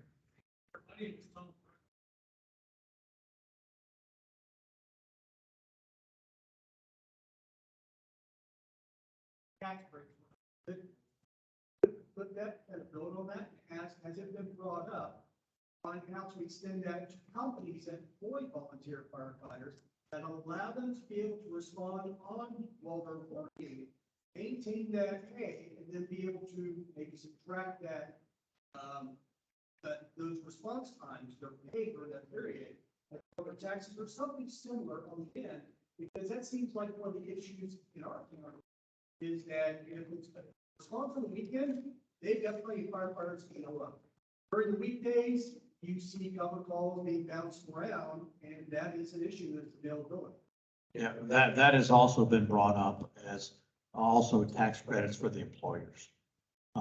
So, we have a whole host and we're not done. We're not done yet. We've had a lot of ideas come forward. We'll have to see what's going to rise to the top of recommendations to the governor, but that's been brought up. So, one of the other things that, I think we need to focus on is, fire districts in Ohio. There's not many of them, but where they exist, they're working well. And if you talk to those folks, most of the folks will say, yeah, it was a bad start. It's a bad start. Because we didn't want to paint our purple fire trucks red. We didn't want to lose our chief. We didn't want to lose this and that. But beyond that, you get past all of that, the districts that are out there are working well. Is that for everybody? Probably not. But I think in some areas that are really struggling, it's probably worth a discussion. One of the unique opportunities I saw was in Northwest Ohio, with 2 fire departments here recently. I went up and they have a hybrid of a fire district, which really piqued my interest. And what it involved was both departments had areas that were increasing in size, increasing runs, decreasing number of volunteers.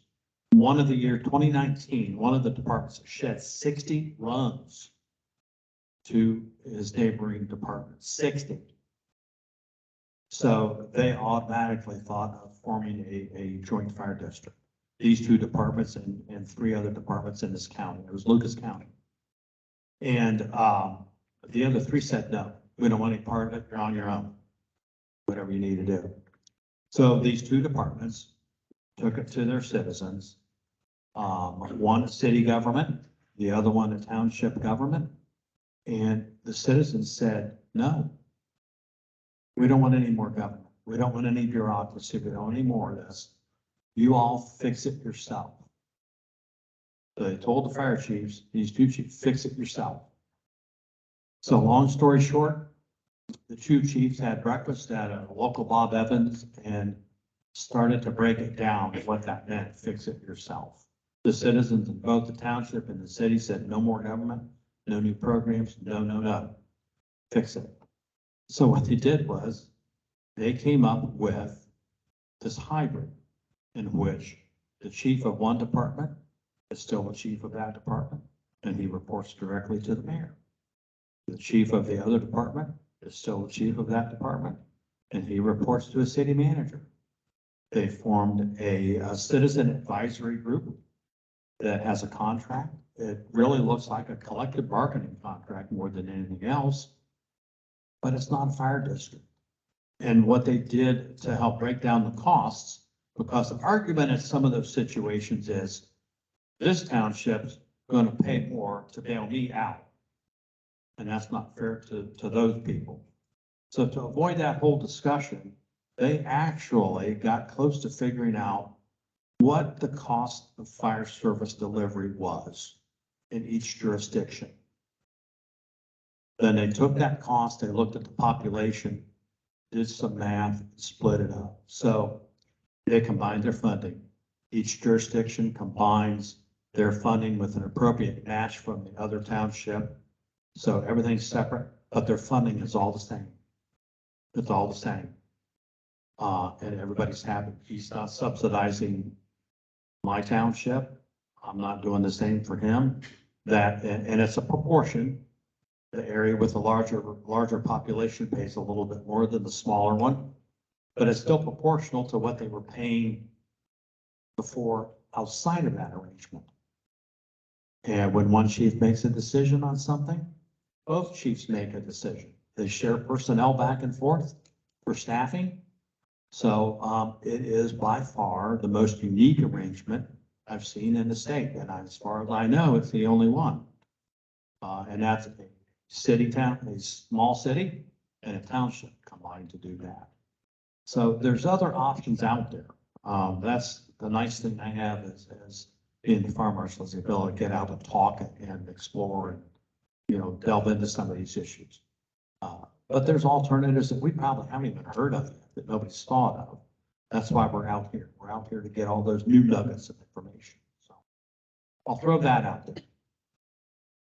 One more thing on fire districts, just a couple of things to keep in mind. When we run the numbers out of the 1,180 or so fire departments that we have, there's about 130 of them that have a hyphenated name, meaning they cover 2 districts or two communities, or it says joint fire district in their name. But when you start looking at all the fire departments that Wayne Township, you cover the Village of Waynesville as well, right? So you're covering 2 communities already, or multiple townships, but it's not in the name. We think that it's probably over half of the fire departments in the state are actually covering multiple communities. So we can get along together and play nice in the sandbox together, right? it's proven to work. A lot of times it's driven by economies of scale. And so, if you've got a fire department that is really struggling economically, when they wind up closing the doors, you've essentially got a forced joint district. Now you are covering the district of the department that wound up, going out of business. Well, I used to do a bunch of grant writing, and so one of the things that's key to grant writing success is, especially for AFG grants, is that if you show in economies of scale, a population, for example, when you take the cost of whatever that is, airbags, a truck, whatever, you amortize that out of the lifespan of the vehicle, or 15, 20 years for a truck, 10 years for airbags, turnout gear, whatever, times the population that you're covering, and you can show that what that dollar benefit is per person. Larger populations, the grant funder, whether it's AFG or whomever, can show that they're getting more bang for their buck because it's covering and protecting more people than a smaller community. So that's where, as you start building some economies of scale, and maybe that's not even a joint district, maybe that's an AMR agreement, or there's different ways to kind of skin that cat. But those are some of the things to think about. Is don't go it alone. You'll see things, regional collaborations, a burn building for a county, or a project that covers multiple fire departments, an air trailer, for example, or something like that. So those are all things that are key, because it's showing that the tax dollars that are going to your organization are helping protect a larger population. So again, they're getting more bang for their tax dollar that they give to you as a grant. And for those of you that have applied for a Marks grant, you've seen that. When you apply as a county, as a region, you get bonus points. It's the exact same concept. Okay, who wants to be next? Come on up. Might have to build a little.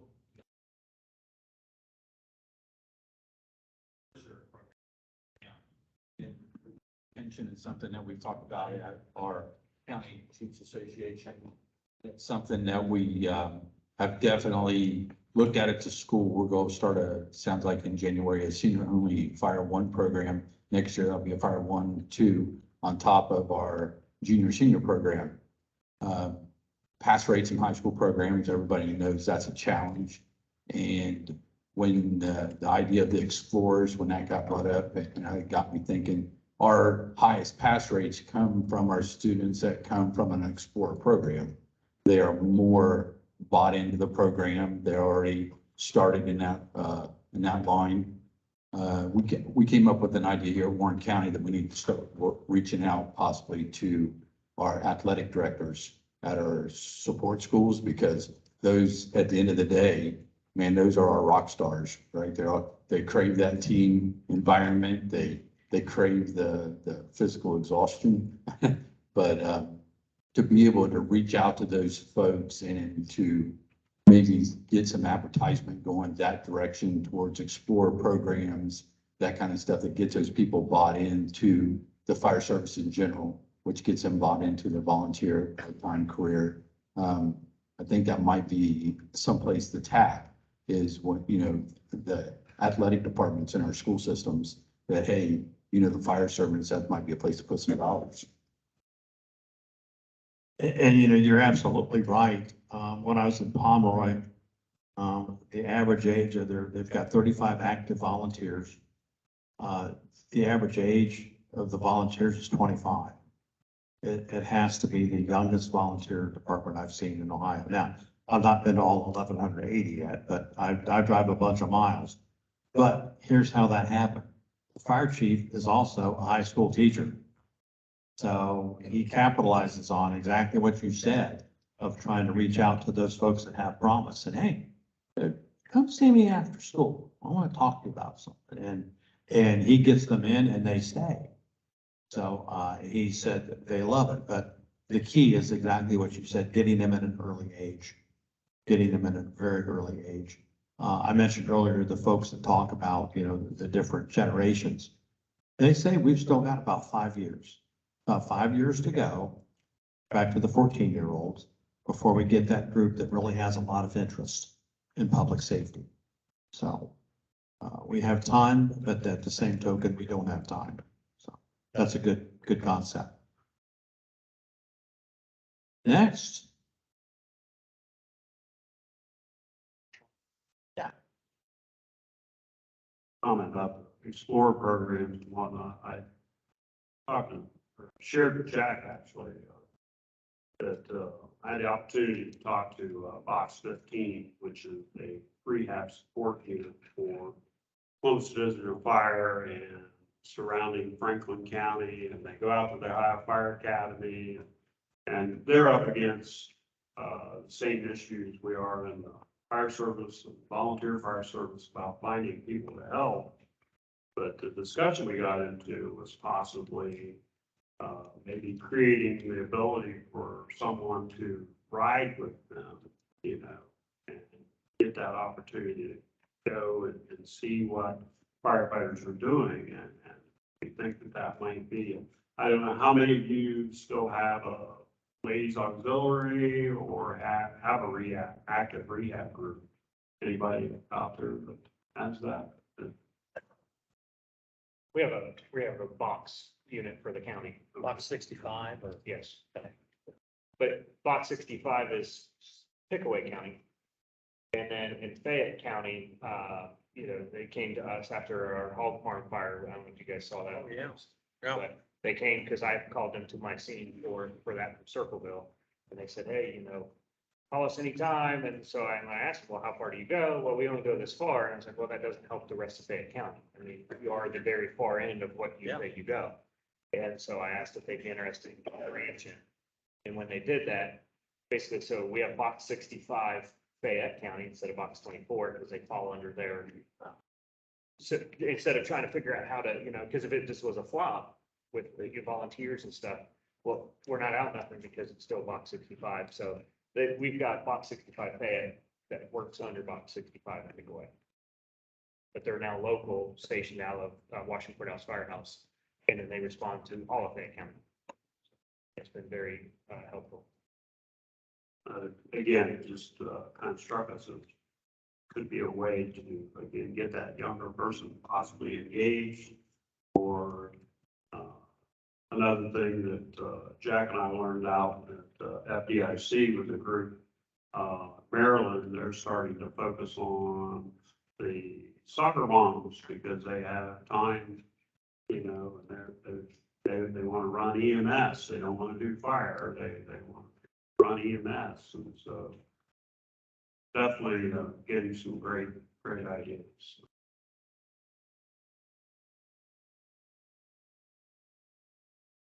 Okay, Abby, anyone online with questions?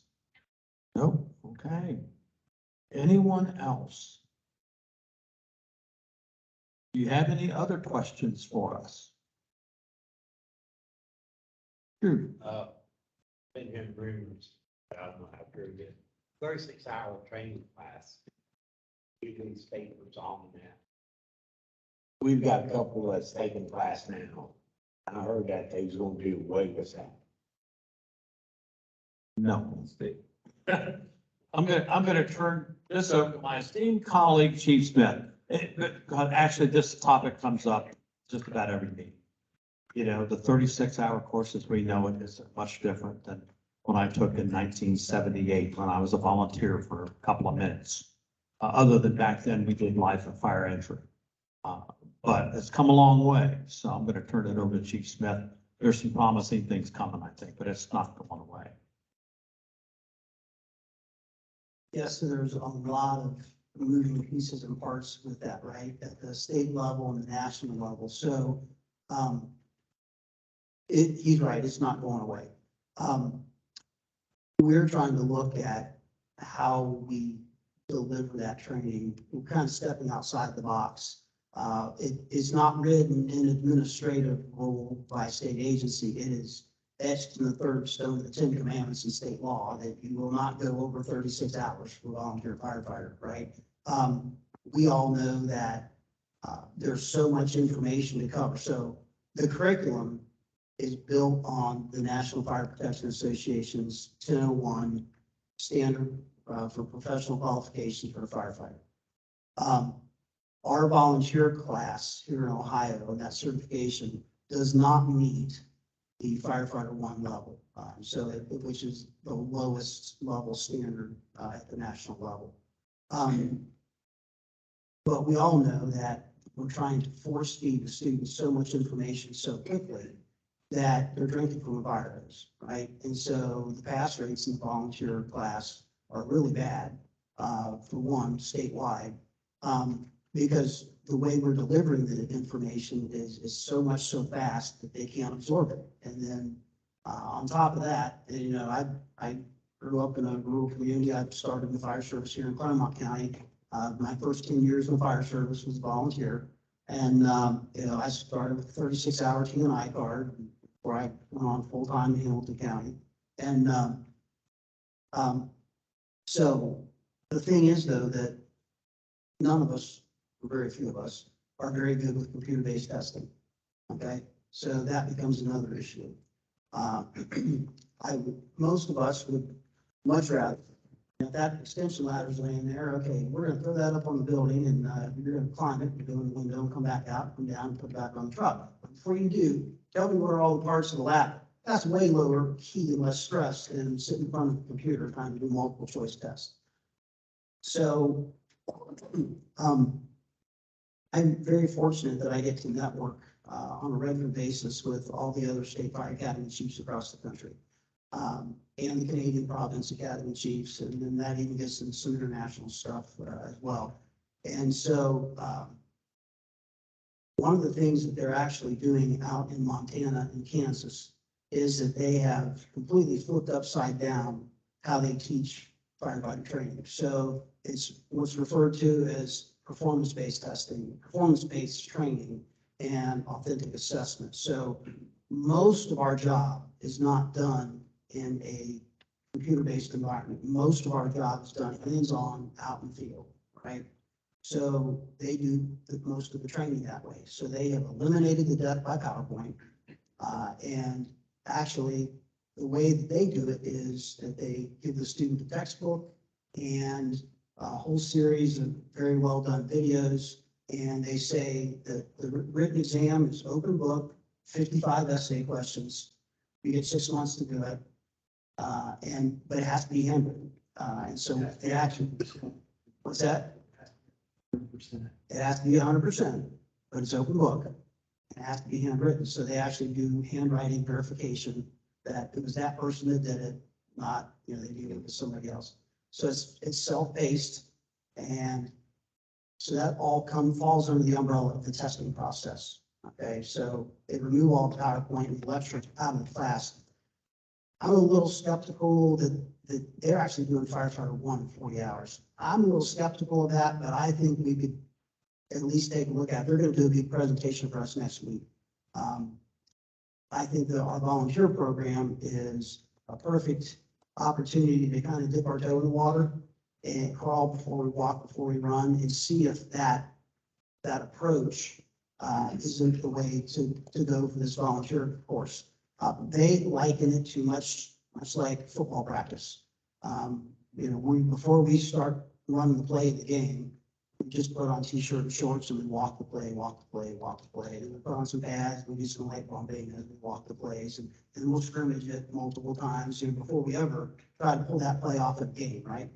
So they do the same thing, and it's all JPRs, the job performance requirements in the curriculum for 1001, and they repetitively start with turnout gear all the way through. It's a scenario-based single-family house fire, and you do every JPR based on that. And you know, they say that somebody probably puts on their turnout gear 1,500 times that week while they're doing it, because everybody has to do it 100% accurate before they move on to the next step. So if you pull your straps sideways on your mask instead of backwards, stop, start all over from the beginning. You get halfway through the whole scenario, stop, start over from the beginning. So we're intrigued with it because their data is showing that at 6 months after the class and 12 months after the class, when they retest the students, the retention of the material, both cognitively as well as doing psychomotor skills, the retention is much better than somebody who crammed for a multiple choice written test on a computer and then just had to do the practical skills a few times. So we're intrigued by that. Not sold on it yet, but it's novel outside the box thinking that we think may have an opportunity here in Ohio with this volunteer course. It is, getting the whole accreditation piece of it, it is both pro board and IFSAC accredited, meaning that they're covering all the JPRs and they're testing all the JPRs. And, you know, most of us grew up out in the country. All the people in Montana and Kansas are all farmers and ranchers, okay? If they can all pass it at 100%, all getting all the test questions 100% and all the practical skills, then, you know, to me, that's something that intriguing that I want to take a deeper look at. So more to come on that, but we're intrigued. It's very promising because we know that the 36-hour course is a challenge for everyone. It's a challenge for everyone, and the possibility that you could get, you know, firefighter 1 level training done in a 40-hour time period is pretty impressive. So like Chief Smith said, we're very intrigued by it and want to learn more about it. Anything else? Any comments? Task force members online have any comments? Anything you want to talk about? I have a question. Sure. When you complete it with all the meetings, and then once you complete all the meetings, kind of like, what's your vision? What are the next steps? That is a perfect lead in to my next point, which is what's next. So what's next is this. Our initial charge from Governor DeWine was, as a task force, to look at all these issues, listen to all of you, get a sense for what's going on in the volunteer community, and give to him an initial report by June of next year. We're probably going to be ahead of schedule. He knows and we know that many of our recommendations are going to require legislative support, legislative changes, and potentially funding behind them. So the sooner we can give him our initial report, the better off we are going to be. So we conclude, we have one more roundtable meeting, the last meeting at the Fire Marshal's office 2 weeks from today. That's kind of a catch-up meeting for anybody that couldn't make it to one of these, or those departments that feel a little closer to Columbus and the Marshal's office than the other areas. After that is done, we're asking for everyone to get the surveys completed. If you have volunteers, please ask them to complete the survey that comes out from the Division of EMS. If you've not gotten it, if they haven't gotten it, please let us know, and we will make sure that they get that survey. It's very, very important. We've got one chance to get this survey done to get us the information that we need. So it's very important to get that done. The survey results, we're asking everybody to complete the survey by the end of October. We're going to digest those survey results during the month of November. All of the committee chairs, subcommittee chairs are going to start getting their final recommendations drafted probably by the end of the year. In January, early January, we're going to try to gather all of the recommendations, all of the best practices that Chief Smith talked about, and we'll start drafting the final report. Ideally, if we get to the governor the initial report by the end of January, early February, we'll be in good shape for those budget issues. Now, from that point, it will be his ball to carry and to work with us as a task force on implementation. Many of the things we've discussed and talked about, we know are going to require some legislative changes. And folks, I'm sorry, those just don't happen overnight. They just don't. So we'll have to deal with that process. But the task force doesn't go away when this report is submitted. The key word is initial. This is the initial report to the governor. The follow-on will be, I'm sure, we will be charged with working with the legislature on whatever our final recommendations are, along with the governor's office to, get them through to where they need to be to become reality. And I think the follow-on long-term is keeping an eye on other issues that might emerge. Sometimes when you fix something over here, something over here happens that you didn't expect. I think we're going to be expected to follow up for at least another year or so beyond that. So the task force is not a shot in the dark, not a one-trick pony. This is our first stop, this initial report. So we are very much looking forward to that.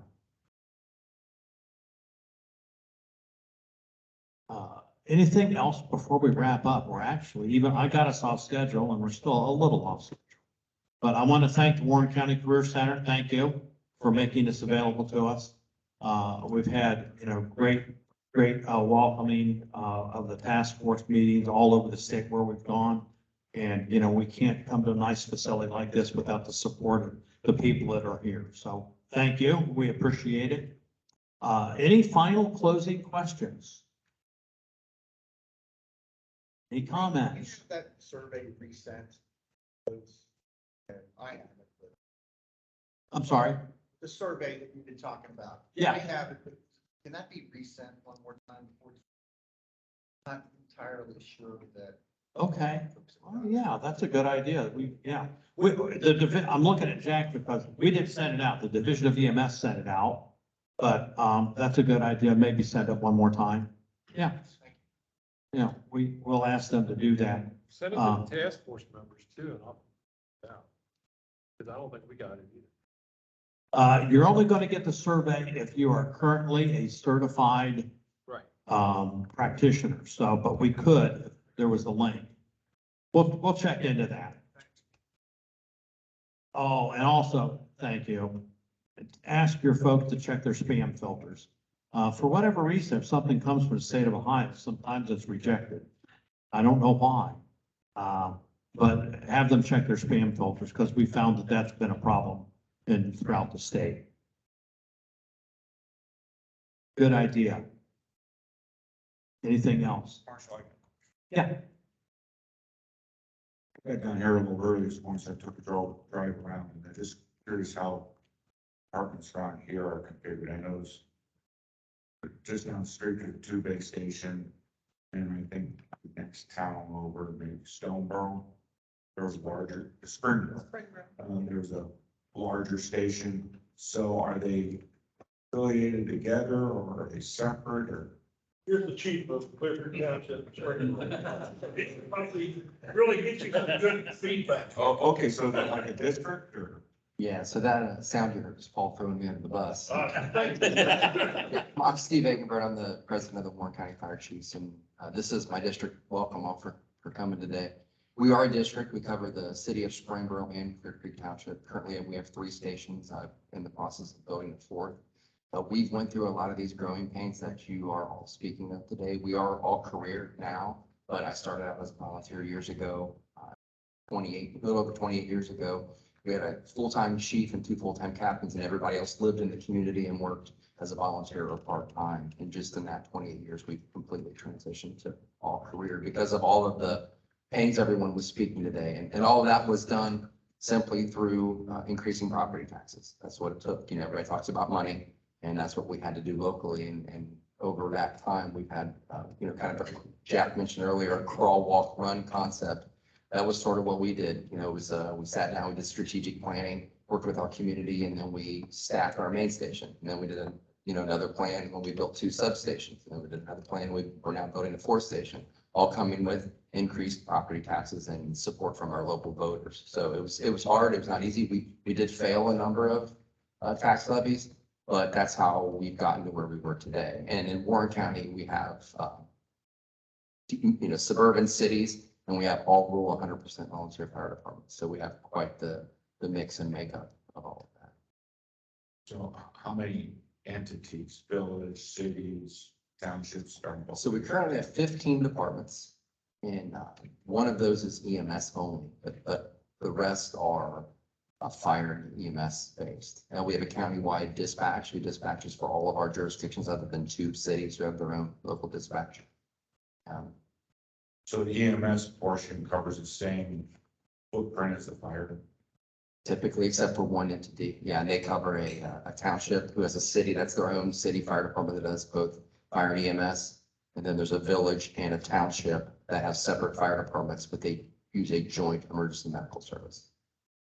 Is this station down the road, Sam?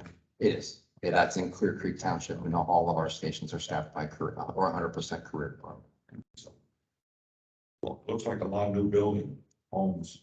It is, yeah, it's, you know, we're located right between Dayton and Cincinnati, and have quick access to I-75 and I-71. So Warren County has seen, it's been one of the fastest growing counties in the state of Ohio for the last 20+ years.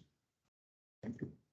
And while I have the microphone, just real quick, I wasn't gonna do this, but since it was probably, I'm also the Southwest District Director for the Ohio Fire Chiefs. So if anybody ever has anything you need from the Ohio Fire Chiefs Association, I'm your point of contact on the board of directors. I'm also the legislative committee chair.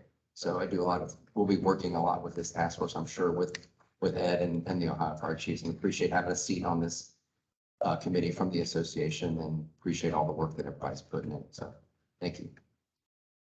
Thank you. Anything else? Once again, we thank you all for being here with us today. We especially appreciate township trustees such as yourself and others that have taken the time to be here. If you've not signed in on our sign-in sheet, please do so before you leave. It's on the back table. And we'll be around for a few minutes to answer any other questions. Thank you again. If you think of anything later on, please let us know. If you haven't been on our website, all of our documents with the task force are on the State Fire Marshal's website, as well as a lot of other good information as well. So thank you again, and be careful going home.